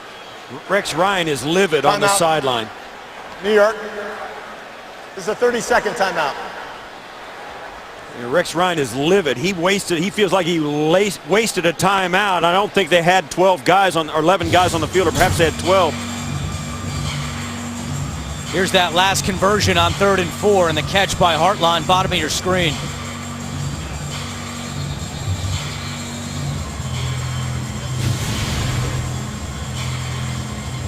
Well, let's go back to New York and update with JB. All right, Andrew, most we'll see coming up later here on CBS. Cam Newton, the talented one, and the Panthers taking on Matty Ice and the Atlanta Falcons. A win and in scenario. The winner will be the NFC South title holder. Back to Andrew Catalan. All right, JB, thanks. The winner wins the division. The loser might have a top 10 pick in the draft. That's how crazy it's been in the NFC South this year. You're saying that's a win-win game? That's one way to look at it. So the Jets have to burn a timeout. Rex Ryan was not happy with 10:25 to go third quarter. It's 1st and 10. And another batted ball. That was Calvin Pace. Now, here's why Rex Ryan was upset. We go back to that last play. Well, you can see 1, 2, 3, 4, 5, 6, 7, 8, 9, 10, 11, 12. Rex Ryan alertly saw it and had to call the timeout and waste a timeout. So 2 timeouts the rest of the way now for the Jets. It's Lamar Miller again, and Wilkerson comes up to make that tackle. It's going to be an interesting decision for the next Jets GM, whether it's John Idzik or another man. But Wilkerson's under contract through next season, but he said he's been patiently waiting for a long-term deal, and he said he thought it would be done by now. So Wilkerson is looking to cash in. I understand his frustration as a team sitting on a pile of cash, and it's almost to the point where John Idzik and Rex Ryan and the regime now has set the stage for the next group to come in and be successful and have all the tools they'll need to work with to be successful. And yet, it's these guys who set up put him in this position. 3rd down and 10. Babin coming on the outside. Tannehill releases it deep, and that one is incomplete, but there's a flag down. Darren Walls on the coverage for the Jets. Yeah, this is going to be on the Dolphins. It's Gibson. They're calling it on Gibson. And it's not a bad penalty. I mean, no. Tannehill threw this inside away from the sideline, and Gibson had to get in there to try and do it, and I think he did as much to keep it from being an interception as he did trying to catch the football. Offense, number 10. That penalty is declined. The result of the play is a 4th down. Yeah, that's not all bad. No, I think it's a smart penalty. You protect the turnover. You're going to see right here at the top of the screen just a straight fade route. And Gibson realizes he cannot get to the ball. He sure does not want to let Walls get to that football. That's a good penalty, like you said, Steve. You're going to just punt the ball anyway. Yeah, and they declined it as well. So on the other side of that coin, though, that would have been a great punt down to the 3-yard line if he did pick it off. If he did pick it off, what? You know what? That's a lot of math going on inside your head there. Well, you can't forget that. Now we're going to have a delay of game potentially against the Dolphins, moving back 5 yards. 12 men on the field. Oh, no. On the defense. Again. It's a 5-yard penalty. Still 4th down. So now 4th and 10 turns into 4th and 5. That's unbelievable because they... Now the Dolphins are sending the offense back out on the field. And why not? I mean, that's the spot you're in. Well, what would it be now? It would be a 52 or 53-yard field goal. You could also but go for that. Tannehill's out there. They're going to try and convert this 4th down. And this is interesting by Joe Philbin. I kind of agree with it because you're in the spot now where you've got a little bit, got a lead, although it's not huge. Try and extend it. And I like this a lot. I like it a lot. Dolphins are 38% on 4th down this season. It's 4th and 5. 3 on the play clock, and Tannehill has to call a timeout. Wow. Okay, so why are these teams not in the playoffs? It's a cluster. Yeah. Well, and I think Joe's going to be trying to decide now, Joe Philbin, how much confidence do we have in our kicker? We're talking about a 54-yard field goal. His season long is 53. Right.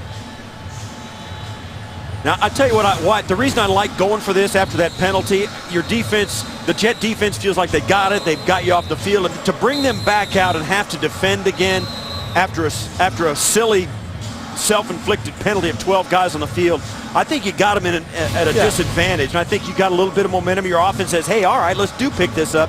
So I think emotionally, which a lot of this game is, that's all in the Dolphins' favor. Just the 4th time this year the Jets defense has faced a 4th down. Opponents 0 for 3. 4th and 5 at 9:34 to go 3rd quarter. Pressure coming. Tannehill pump fakes, gets rid of it, and it's incomplete. Tried to get it to Jarvis Landry, and that's not happening. The Jets will get the ball back. They get the job done on defense. .9:29 to go 3rd quarter. Dolphins lead 24-21. Jets defense comes up with a stop. They get the ball back. They give it to Ivory, who cannot bounce to the outside. Thrown down by Olivier Vernon. You can celebrate America's greatest stars at the Kennedy Center with performances by Bruno Mars, Bruce Springsteen, and Lady Gaga. Stephen Colbert hosts Tuesday, 9/8 Central, only CBS. Ivory with 10 carries for just 27 yards today. 2nd and 9. Play action. Gino steps up, eludes the rush, and throws incomplete. We throw it back to JB and Boomer. An update in New York. Boomer, should we remember this name? How about Connor Shaw? He's a rookie quarterback for the Cleveland Browns, not named Johnny Manziel. Moves around. He's going to find Taylor Gabriel. This is going to go down to the 2-yard line. It's going to be followed up by a Terrence West 2-yard touchdown run. Cleveland takes the lead over Baltimore 10-3. Back to Andrew Catalan. Connor football. Unbelievable. Baltimore, we had them last week, and they laid an egg in Houston, now losing at home to Cleveland. 3rd down and 9 for the Jets.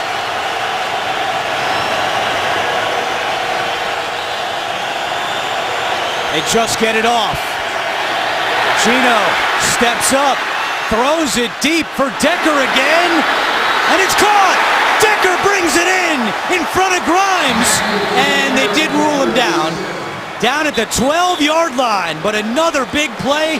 50 yards, Gino to Decker. Well, Gino had a chance to make a throw from the pocket that I think he missed, and I was about ready to get on him about that, but then he comes out of the pocket and makes a better throw, giving his receiver Decker one-on-one opportunity. The big guy usually wins in that situation if you make him go for that football. Grimes, much shorter, much smaller than Decker. Boy, Decker's having a great game today, coming back from a shoulder injury earlier as well. 5 catches, 176 yards. That's a career high for Decker. Jets fans saying, where has this been all year? Gino and Decker hooking up. Gino again to the air. Back to his man Decker at the 10. He's tackled at the 10. Gino Smith is 12 out of 14 passing. And now 249 yards on the day for Gino. And it's really a microcosm of the Jets season. They've been in games, had leads late in games, and somehow these wins that the Jets feel like they should have had just evaporated. You look at Gino's numbers today, and they're fantastic. You look back across at what happened. That fumble is still the haunting factor of the entire game. 49 pass yards December 1st against the Dolphins. 249 today for Gino and the Jets. Johnson with not much doing that time. Jared Odrick on the tackle. Well, this is the exact opposite of the last time these two teams met. The Jets ran for 277 yards in that game. Today, not even at 100. And Geno Smith throwing for almost 250 yards already to this point. Marty Morningwig has got the passing game going at least today, but right now the Jets, so many of their drives have stalled out in the red zone. Can they keep this one going? It's 3rd and 5. Direct snap to Powell. Pitches it back to Curley. He takes a big hit off Geno's foot. Incomplete. Nearly intercepted. They have called him down. Jimmy Wilson is still running. I thought it went off Geno's foot, and that is an interception. I agree. But the official ruled him down. What? Said it was incomplete. Curley took a shot. Well, this is a great play. And they're saying it's 4th down.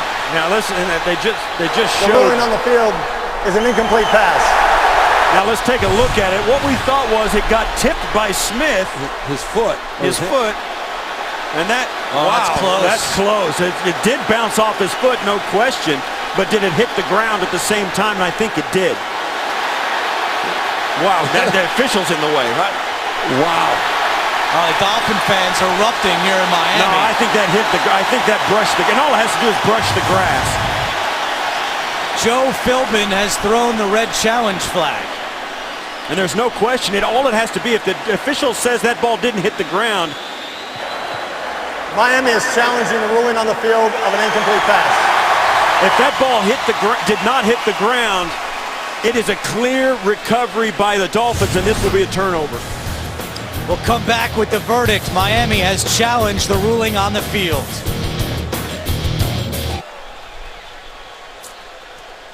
Back in Miami, Craig Rolstadt is ready to announce his decision.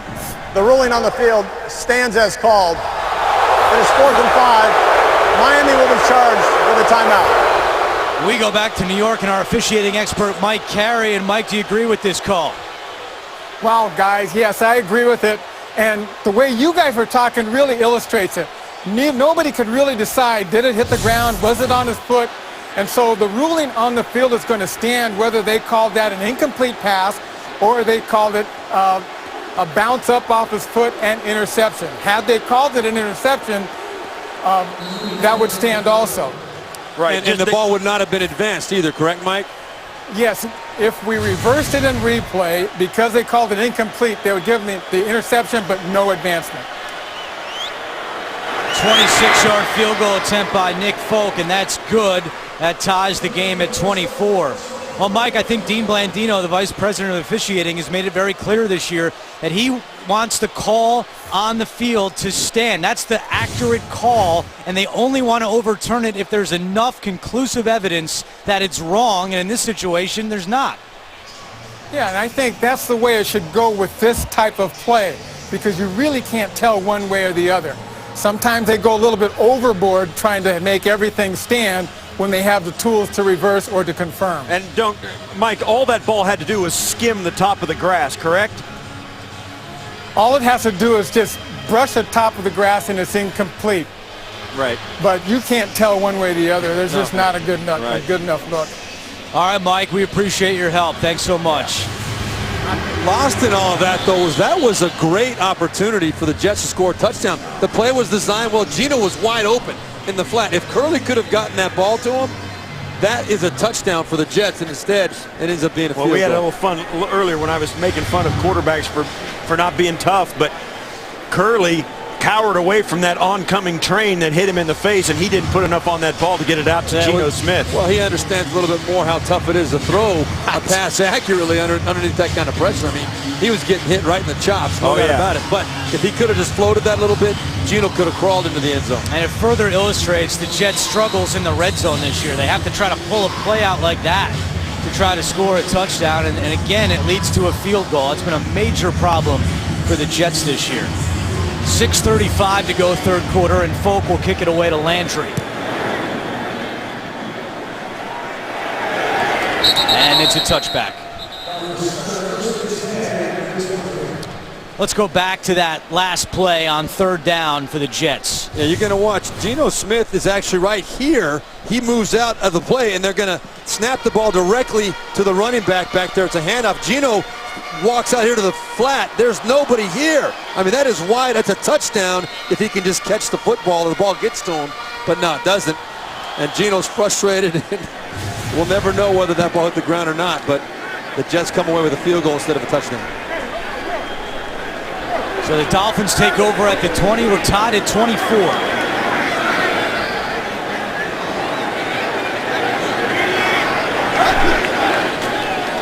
They fake it to Miller. Tannehill throws, caught by Landry. Landry all the way across the 30, and that's good for a Miami first down.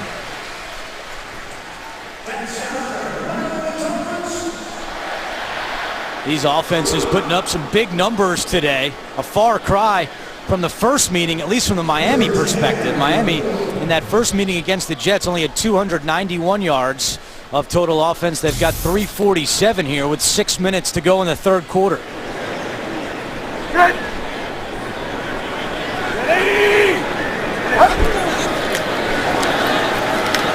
Miller tripped up at the line, picks up one. We go back to New York, an update with JB and Boomer. No quit in Jacksonville. After Case Keenum's second turnover, a fumble on the day, Blake Bortles laterals to Cecil Shorts. He throws it to Jordan Todman. Look who's on top. Jacksonville 17-14 over the Houston Texans. Coach says job security is important. Back to Andrew Catalan. Guys, thank you. Texans still with playoff hopes. They need a win and need some help. 5:20 and counting here in the third quarter. Tannehill gets rid of it, and Sims could not bring it in. Well, that final spot in the AFC is nobody wants it. I mean, none of these teams that are up for it that have the chance are playing like they want to get in. Yeah, there's a ton of teams in the mix. I mean, all the way down to Kansas City, Houston, Baltimore, and San Diego. Those right now, teams, Kansas City is looking good. They're beating San Diego. Right. Baltimore and Houston are losing. So the team that had the smallest chance to get the 6th spot, at least right now, is in a good spot. It's amazing. I mean, the other 3 teams, they're trying to figure out whether they want to go or not. 3rd down and 10 for Miami.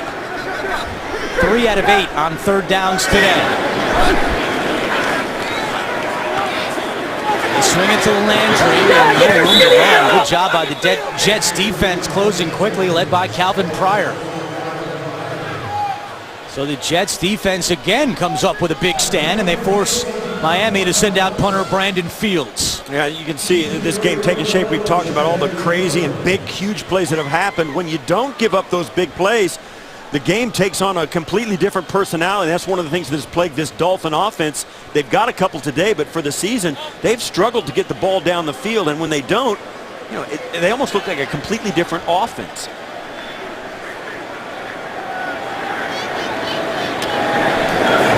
Fields with the punt for Miami, and it's Curley at the 20. And Curley up to the 29-yard line. There's a late flag that comes in.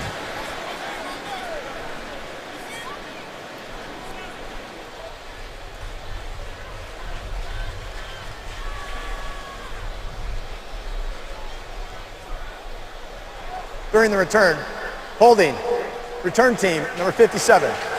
10-yard penalty from the spot of the foul. First down. That's on Trevor Riley, the rookie out of Utah. Saturday, CBS Sports hoops it up. First, Ryan Boatwright and the defending national champion UConn Huskies tangle with Billy Donovan's Florida Gators, and then it's a women's Big Ten bash. Maryland and Nebraska throw down in Lincoln. It's right here on the road to the Final Four. Well, Jets special teams coach Thomas McGahee earlier this week said the punt return has been awful, to be honest with you, for the Jets this year. Just 5.9 yards per return, second to last in the NFL, and a big penalty there on the punt return when Curley was bringing it back. Gino again to Curley! Across midfield for a gain of 33. This is a great throw by Geno Smith. I cannot overemphasize it. You're going to see Curley in the slot right here. He goes straight up the field, but look at how perfectly thrown this ball is. On time, on the money, between defenders. That ball is a big-time pass from Geno Smith to Curley. Very impressive. Fifth pass today that has gone for at least 30 yards for Geno Smith. Jets have the ball up at midfield. Geno to Jason Morrow at the 45. Lowers his shoulder and knocks over Rashad Jones. Jason Morrow, all 6'5", 265 of them, laying a big hit on Jones. And this is the kind of thing you look for, and you see it on film where guys come out and they want to, you know, they're finishing this up. You think we're going to lay down, you think we're done with this season. You got another thing coming. Jason Morrow, the young guy, coming out and lowering his shoulder, and that kind of play is something that's not only nice to see, it's also symbolic for his team. You guys stand on the sidelines, you see that, it's like, hey, let's pick it up. It's something that really picks up your whole team. Smith flushed out to the right. He's going to keep it himself across the 40, runs out of bounds right in front of Jimmy Wilson at the 36-yard line. Crazy, you think back to December 1st, earlier this month, Geno Smith had 65 yards passing against the Miami Dolphins. Today, he's got 293. 13 passes that day.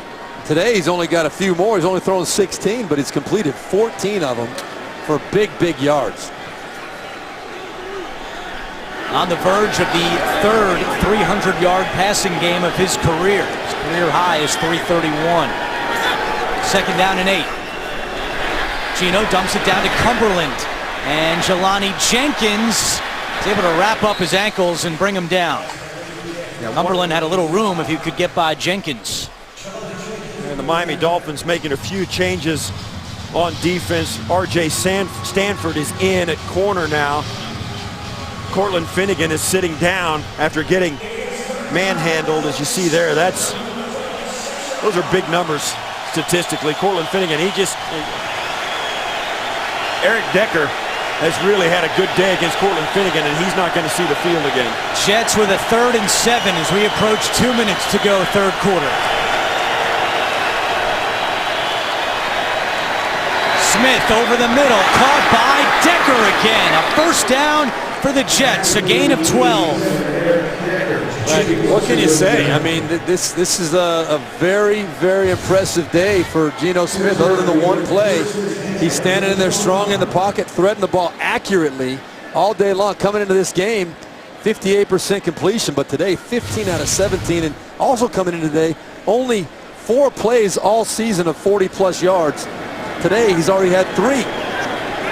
Told us he needs to learn how to throw it into tight windows, and he's been doing that today, as evidenced by that last pass. Ivory sacked up by Misi, still going, and now Ivory is thrown back by Rashad Jones. Eric Decker has 7 catches for 191 yards. That's a new career high. Well, they started, did the Jets trying to get Decker manned up on Cortland Finnegan. Then on that last completion, he got Jimmy Wilson was the guy, and now they've got the Pro Bowler Brent Grimes matched up on Decker. So the Dolphins are trying to make some adjustments to keep Decker from getting him, but now the Pro Bowler Brent Grimes is going to match up on Decker and stay with him probably for the remainder of the game. Gino to Decker again, has some blockers at the 15, and Kovacs, the safety, makes the tackle at the 14-yard line. That's good for another Jets first down. That puts Eric Decker right at 200 yards. His average on the season just a little over 11 yards per catch. Today, well over 20 yards a catch.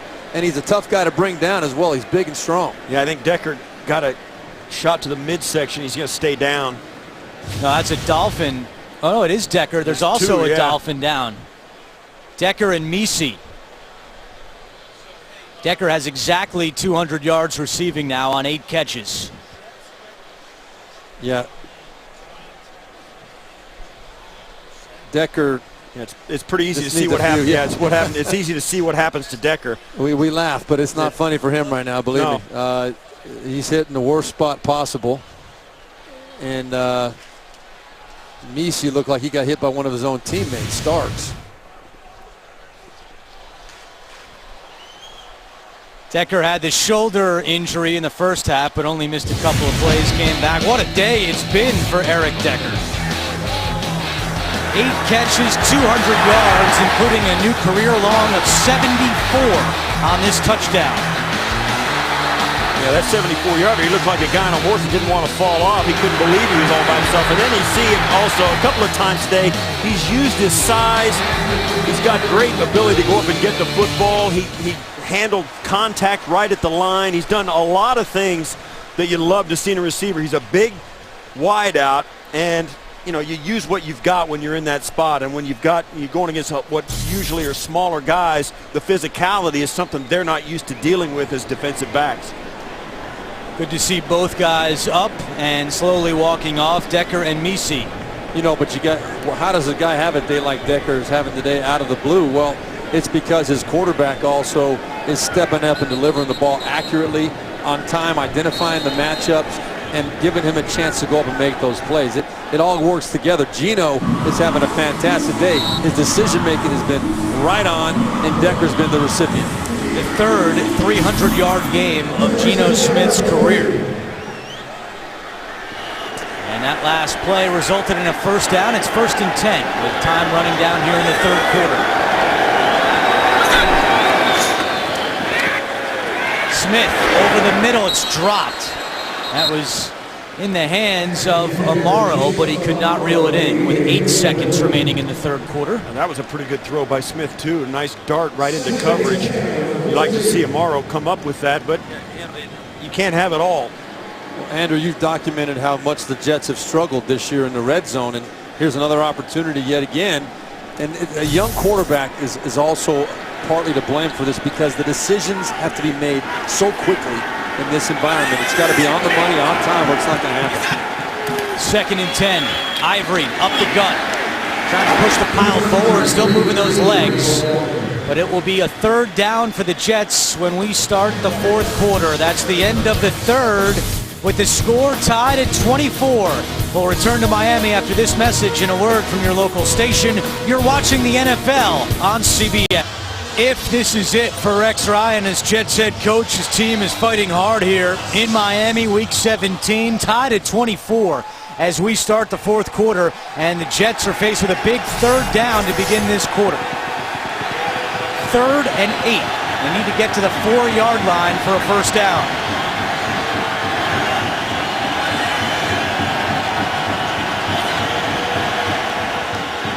Smith fires low. It's caught by Decker, who's back in the game, and he's marked short of a first down. It's going to be 4th and 1 for the Jets. And this is really big.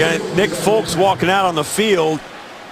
And then Rex Ryan's going to send him on out. They're going to take the lead right here, 27-24 on a 4th and very short. They've been stuffed once already on 4th down, and Rex Ryan's seen enough of that.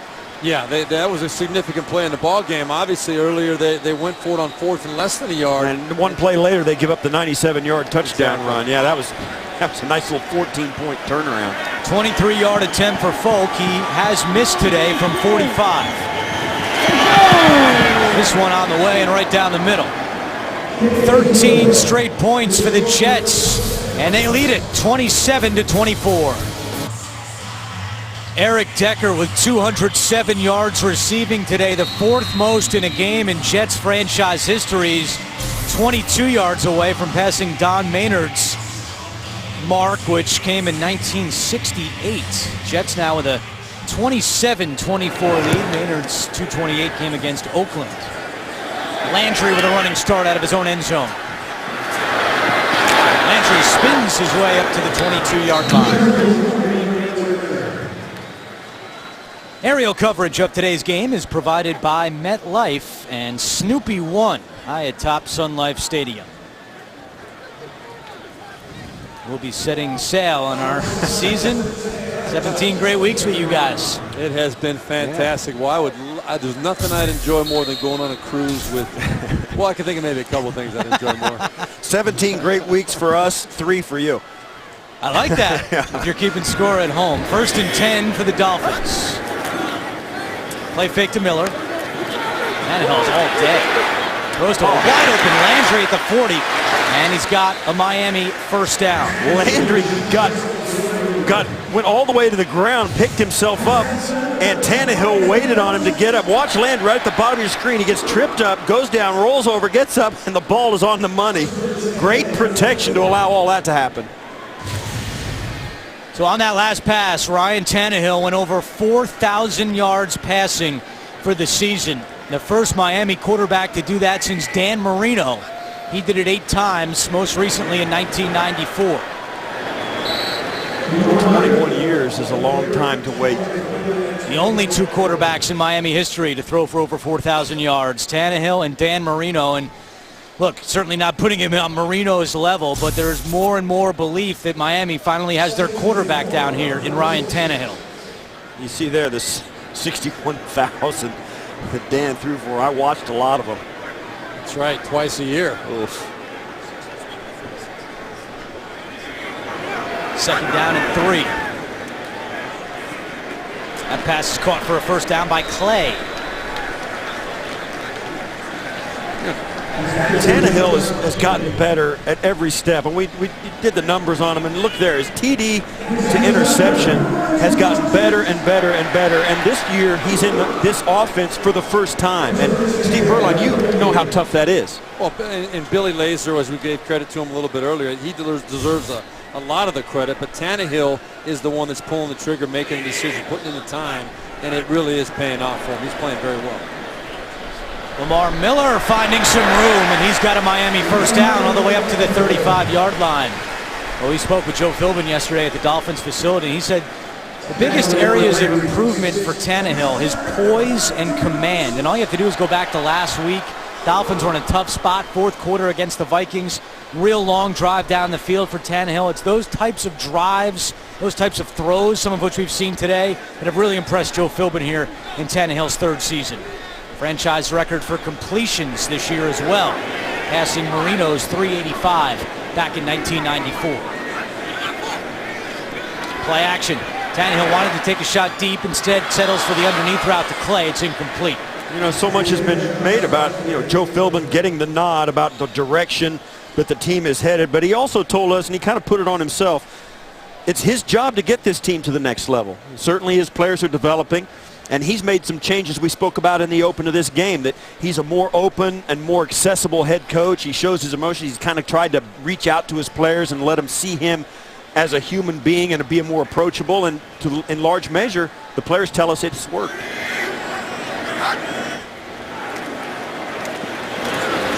Miller again, and you know, in listening to Cameron Wake tell us about the subtle changes that Philbin has made over the last 3 years from a New York sports perspective, it's a little reminiscent of Tom Coughlin, you know, the drill sergeant guy, and he kind of softened up, and the Giants responded, won a couple Super Bowls. So I think there's some similarities there in their personality changes. Let's not get carried away. I know you don't like Tom Coughlin. He benched you. Yes, we've heard that story 15 times this year. 17 times in 17 weeks. Now, Tom Coughlin was more of a hard driver, you know, never letting up at all. And Philbin, I think the same. The personality change, though, very, very comparable in terms of just understanding that, hey, if I want to get this team to really support me and rally around me, I've got to reach out. I've got to connect with them better. Tannehill misfires on 3rd and 10. Brandon Gibson was not ready for that pass, so it's 4th and 10. And Joe Philbin sends out Sturgis for a long field goal attempt to try to tie the game at 27. This is a big kick in more ways than one. It's a 53-yard try for Sturgis. That's his season long. I think Fields is as tall as he is when he's on a knee there. Kick on the way. Sturgis is no good. Wide right. And the Jets still up by 3 with 10:48 to go, 4th quarter. Sturgis now 3 out of 6 from 50+ this season. Geno Smith and the Jets getting the ball back. The NFL on CBS is sponsored by Dr. Pepper. Always one of a kind. Honda, where you can get great deals during Happy Honda Days. And by Verizon, get the good more this holiday season with the best end-of-season deals on great tech gifts. On 1st down, Chris Johnson with the carry out to midfield. And there was a flag down at the line of scrimmage. 10:43 to go, 4th quarter. Busy day for Craig Rolstad, the referee.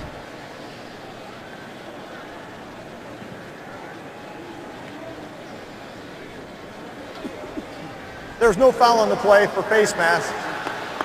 The mask was not grabbed. 2nd down. All right.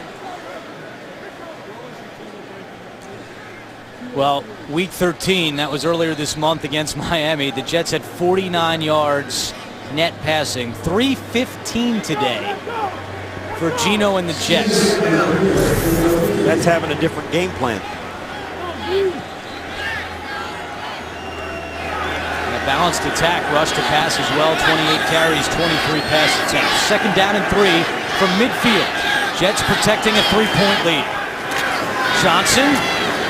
And he has stopped a yard shy of a 1st down. It'll be 3rd and short for Chris Johnson, who really did not, as he said, get a lot of carries this year. He said it's been a tough situation. When you go percentage of running back carries, 2 years ago, 92% of Tennessee's carries. Last year, 71% of Tennessee's carries. And this year, just 40% of the Jets' carries. This will be the first time he does not go over 1,000 yards rushing in a season.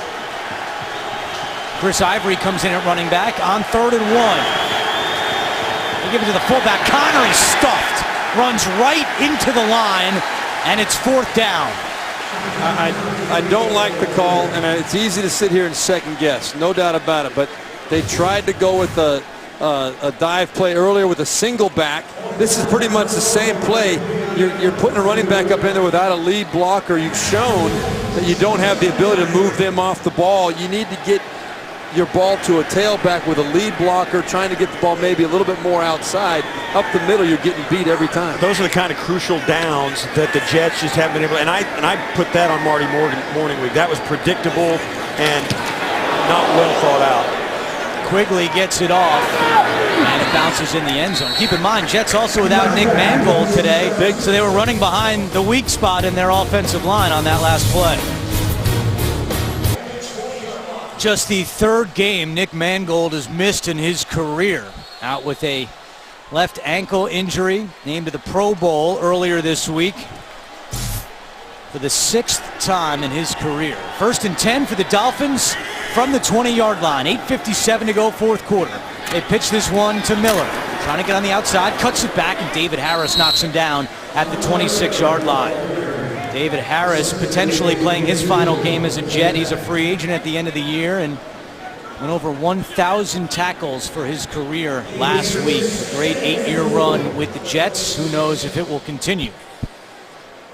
He said that early in his career, Brian Cox, an assistant coach for the Jets, told him, don't ever put a bad play on film. And that has stuck with him throughout, still playing hard here in week 17. 2nd and 4. Pressure coming from Wilkerson, and the Jets with the sack. Wilkerson started it, Harris finished him off. This is a great pass rush by the Jets. It's going to come from the interior linemen, the guys with their hands on the ground, and Wilkerson just blows right by Darren College. Gives him the outside up and under rip, and that's tough for Tannehill because when your interior defensive lineman that you're facing get free, it's coming right into your face and you can't see anything else. A loss of 9, the 3rd sack today by the Jets defense, and now Miami backed up with a 3rd and 13. Tannehill fires sideline to Hartline, and he's got the first down. Darren Walls lost him on the coverage, and Hartline brings it in for 15. Really nice move by Brian Hartline. I think it was a double move. He went kind of faked the out and up and got Walls just kind of spin. No, actually, Walls just got his feet tangled up. And Hartline broke it outside. A nice, strong throw to the sideline by Ryan Tannehill. Good conversion in a difficult situation. A season high 94 yards receiving for Brian Hartline. Jets have had major issues in their secondary this year. Certainly one thing that needs to be addressed in the offseason is Tannehill goes the other way to Clay, who makes a tough catch. But not much of a gain on that play. Trevor Riley snuffs it out. So you're saying they're missing Rivas and Cromartie maybe a little bit? That might make a difference? I'd say that would help. And, you know, certainly when you look back at the Jets last offseason, they had all that cap room and they did not shore up their cornerback situation. They've gotten a nice contribution from Marcus Williams, but certainly that's an undrafted free agent. Exactly. That was a major blemish on John Idzik's resume. Six and a half to go. It's 2nd and 10. Flag is down. Tannehill feeling the heat, and Davis gets him. So Mario Davis with the sack. He would have 3.5 on the season if it stays. It's an illegal formation by the Dolphins. The Jets will decline this. Illegal formation, offense, not enough men on the line of scrimmage. That penalty's declined. The result of the play. So you're in the 4th quarter of week 17 in a season you've won 3 games, and earlier after the 97-yard run, as you see this play take place, I said this is probably the dagger in the Jets season. Everybody's looking for the New York Jets to stop playing. Everybody's looking for an excuse or a sign that they've quit. 4th quarter, week 17, 3 wins. Rex Ryan gets the most out of these guys. There's no doubt they are playing hard today for Rex. It's 3rd and 17 for Miami. Blitz coming. Tannehill's pass deflected and nearly intercepted, but there are multiple flags back in the area where Tannehill released that pass. Yeah, probably going to be a hold, yes. That penalty is declined. The result of the play is a 4th down. So once again, the Jets defense forces a Miami punt. Yeah, they came with pressure. They've had great success in these third and long situations where they're forcing the Dolphins to throw a hot adjustment to get rid of the football to avoid a free run at Ryan Tannehill, and the Dolphins have not had the answer for it all day.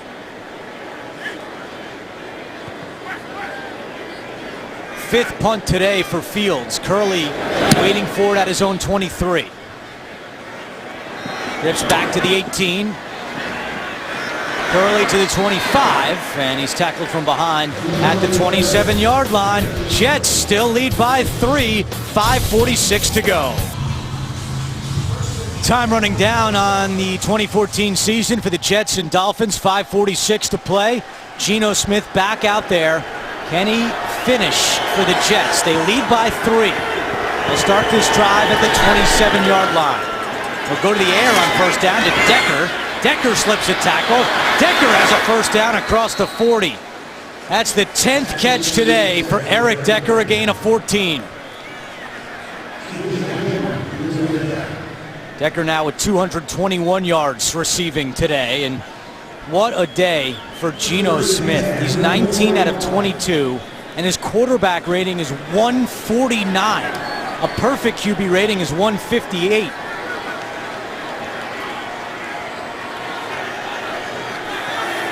Again, Jets fans thinking, where has this been?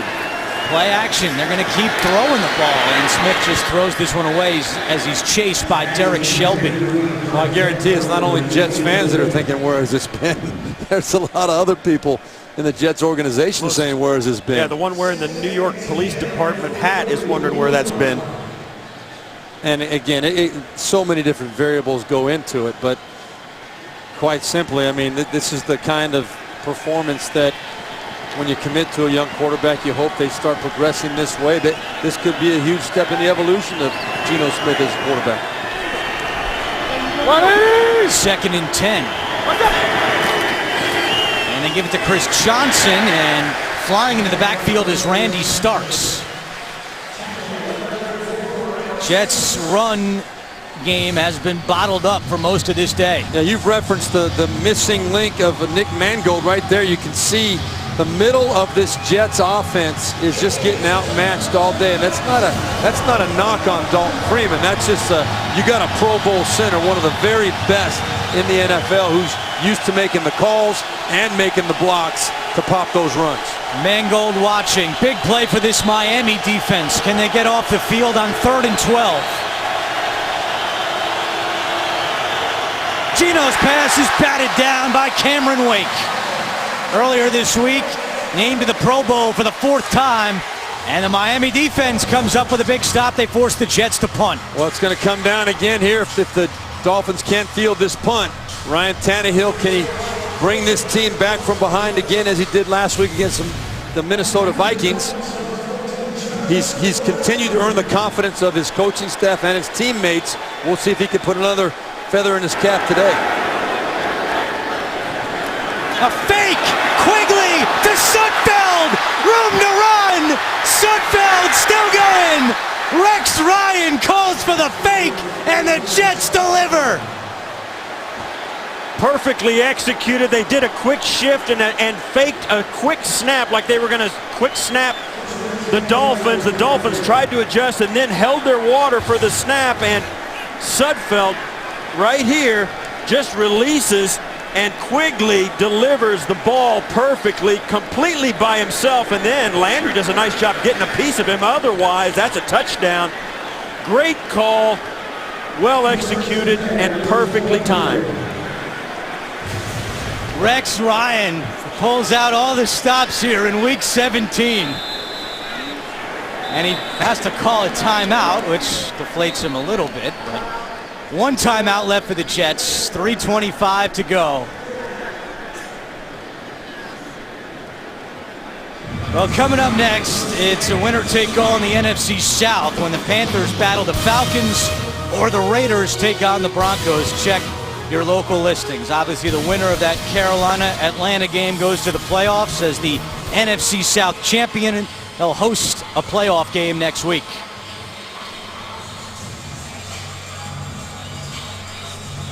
That's the only playoff spot still up for grabs. Now, seeding is still very wacky in the NFC. There's 4 teams that could still get the #1 seed in the NFC, but there's only one playoff spot available, and that will go to the winner between Carolina and Atlanta.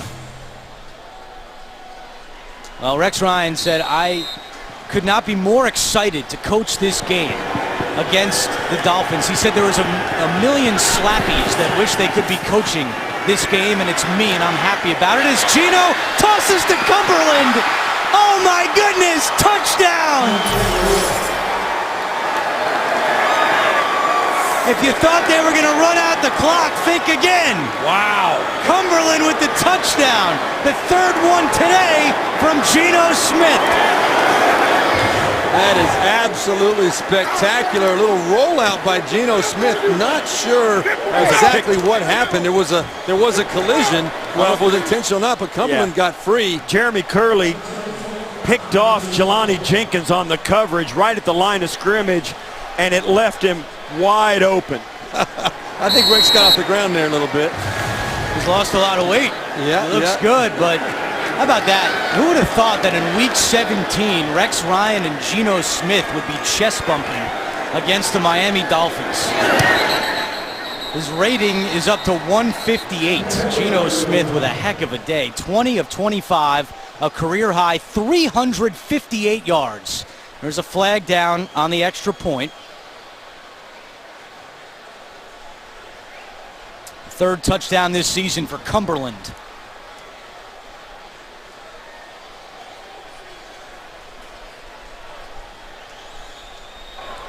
Neutral zone infraction. Defense number 50. That 5-yard penalty will be assessed on the kickoff. Let's go back to that touchdown pass from Geno Smith to Jeff Cumberland. You know what? Go ahead, Steve. Yeah, you see Curley, you don't really see it, but then as you come in, Cumberland just standing by. There was like a punt. I mean, Cumberland was waiting for that ball to come down, and Geno Smith just put the right touch on it. Well, you said he's almost at the perfect quarterback rating. I think that's the thing that's most impressive today. He has not made a bad decision other than that fumble all day long. He's been on the money with every decision today. 34-24 is the score. The Jets lead by 10. And how about Rex getting up with Geno Smith?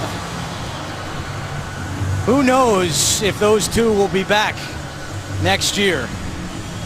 But for today, it's all smiles on the Jets sideline. And look, a perfect quarterback rating for Geno Smith. I don't think you've ever done that, Steve Berline. I can confidently tell you I never have done that. No, I never have. It's hard to do that in practice against air, let alone in a game against the Miami Dolphins. And this is one of those things. And I, we talked to Geno. We've talked to him a few times in the last few weeks.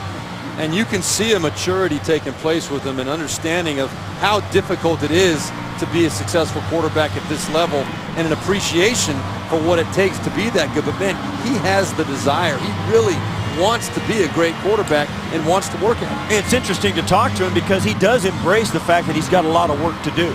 And he owns up to the fact of how short he's fallen at this point in his career. Yep. And he just wants the opportunity to make it right. I think that's the most impressive thing about it when you sit down with him. And a lot of the things that he has said have been misconstrued. The whole Pro Bowl comment. I mean, he was basically saying he's made some pretty good plays. But he knows for a fact that he's not playing at a Pro Bowl level. You're telling me he's not a Pro Bowl guy today? He is, yeah. You bet he is. 158.3 says it. It's the mind-boggling thing about this performance today by the Jets is that so many guys that Jets fans haven't liked throughout the year have come up big today for the Jets. And it's been a wild swing of emotions, as it usually is on the Jets sideline for Rex Ryan. This was before the game. He went around hugging everybody, wearing that NYPD hat. Never a dull moment watching Rex Ryan on the Jets sideline. Now, he has brought a true identity to the Jets in the 6 years. Say what you will, and again, it could end after today, but he has changed the face of the Jets. And he's been a dream for headline writers in New York as well. He's done a lot of good things for New York. There's no question about it, and Tannehill is sacked. That is Quentin Coples with the sack for the Jets defense. Well, Miami's got to step up here. They got to get on the board quick. They need a touchdown and a field goal. Right here, it's not the way you want to start the drive. Coples just right up the middle. Did a good job of scooting by the offensive lineman there for the Dolphins. That was Darren College. Fifth sack today by the Jets defense, and Miami just called its final timeout with 3:12 to go.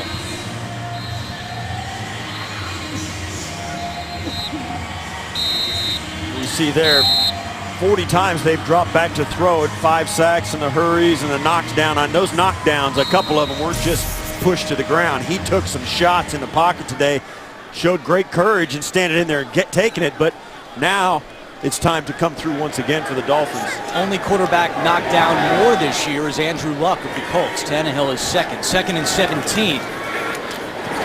Tannehill almost goes down again. There's a flag down. Lamar Miller drops the pass, but there's a flag in the secondary at the 30-yard line with 3:06 to go. Holding. Defense, number 30. 5-yard penalty, automatic first down. That goes on Darren Walls. Now, if I'm Joe Philbin, I'm trying to think right now. You're going to see at the bottom of your screen number 30 right there, holding on Hartline, no doubt about it. But if I'm Joe Philbin, I'm thinking about now, if I get into field goal range, we need a touchdown and a field goal. Do we, if we do get into that makeable field goal range, do we take the 3 right away and try and get the ball back with time to score the second touchdown? No timeouts for Tannehill. 5 on the play clock. Pressure coming, and Tannehill in trouble again, and for the 6th time today, he is sacked. Quentin Coples again getting in the backfield. Well, Jawan James is having some trouble with Quentin Coples here in the later stages of this game, and it's not going well. Rookie out of Tennessee is just getting beaten on an up and under and off the edge, so he's had trouble inside and outside. 2nd and 16. Tannehill hit again, and the pass is incomplete. Ruled incomplete at the 21-yard line. The 6 sacks today ties a season high for the Jets defense. And that was another big shot that Tannehill took right there from Muhammad Wilkerson right as he was getting rid of the football. These are the ones, trust me, as a quarterback, that you really feel the most. When you're stepping into a throw and you get hit with a guy with a full head of steam coming back at you, those really do, they leave a mark. 3rd down and 16. Have to figure Dolphins are in 4-down territory here, trailing by 10 and no timeouts remaining. Pace coming, Tannehill looking deep, down the sideline for Gibson, and it's incomplete. And it's 4th and long for the Dolphins. Well, I think you got to go for it. They got to stay on the field. There's no question about it. If they don't, even though the Jets are going to take over, they'll be able to kneel down and win this game virtually. And pretty disappointing from Joe Philbin's standpoint, too. And you got to think that 2 teams here playing for something. Miami with a head coach that was just given a vote of confidence by the ownership.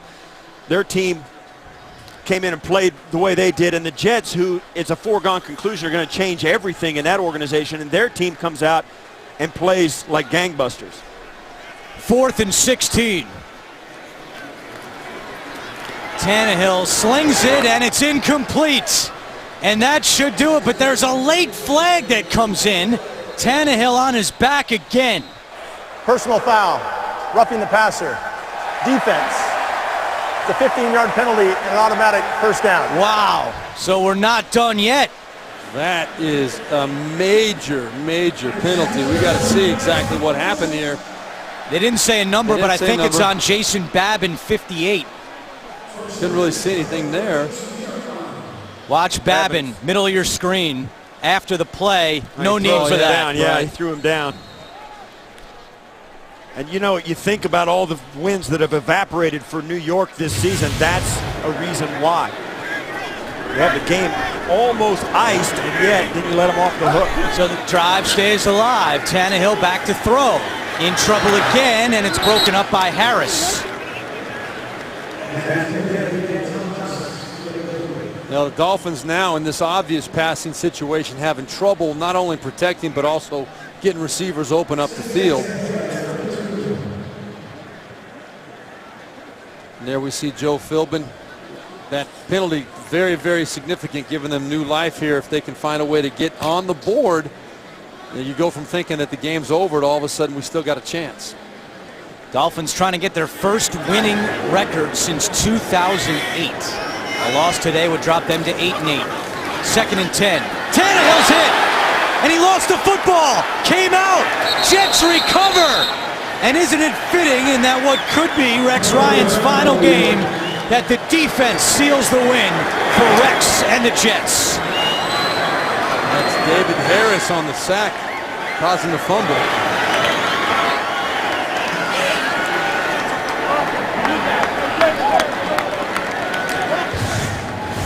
And how disappointing a performance is this for the Miami Dolphins?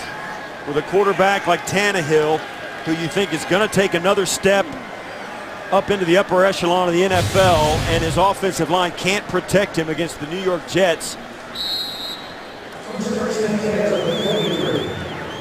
David Harris forced it. Demario Davis recovered. 7th sack today by the Jets defense, the most they've ever had in a game against the Miami Dolphins.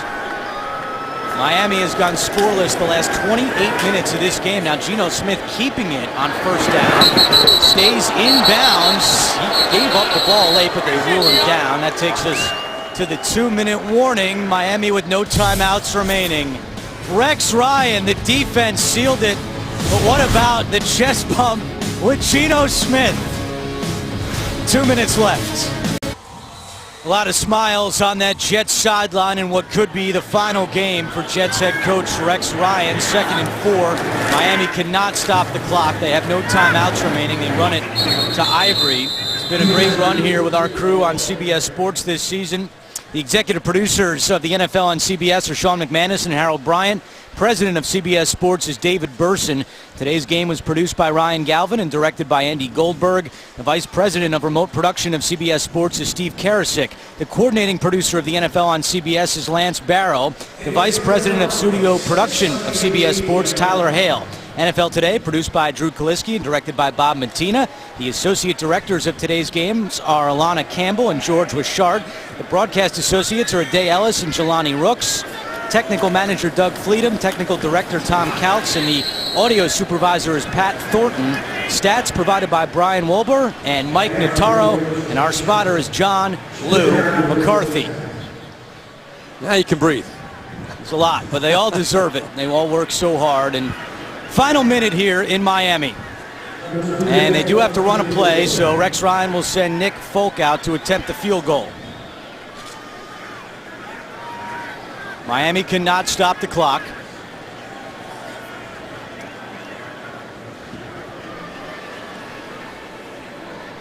Would you even risk kicking the field goal here? I'm wondering what the logic of that.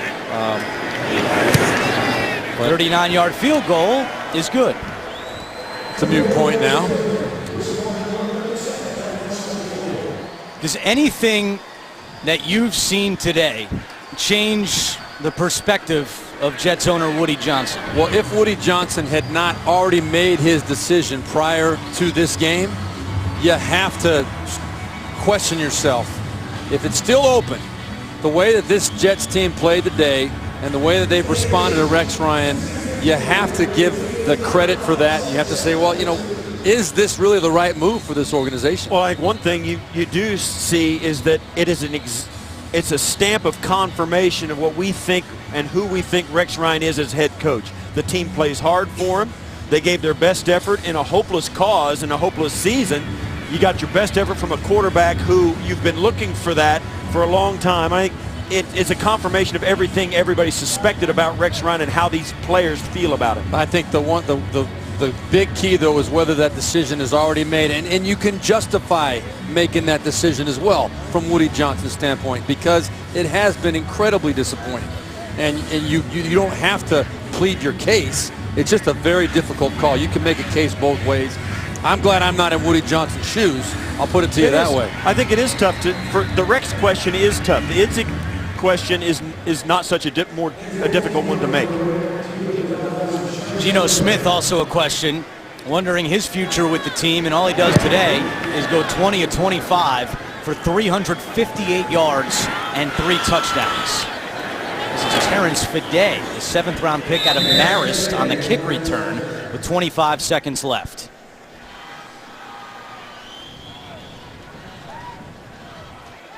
As Tannehill and the Dolphins come back out, the Jets, this game is over. As you look now at the playoff picture, that's the tournament will sort itself out today. And Baltimore has gotten in because Kansas City beat San Diego and Baltimore beat Cleveland. So the Ravens are the 6th seed in the AFC playoffs.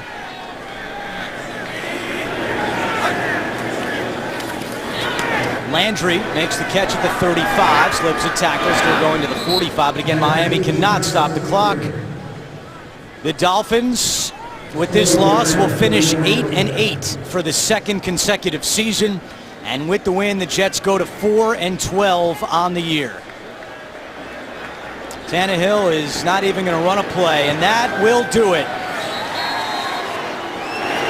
Rex Ryan gets the Gatorade bath in what could be his final game as Jets head coach. He's been the face of the franchise for the last 6 years. It could be the end of the road for Rex. The Jets close out 2014 with a 4-12 record.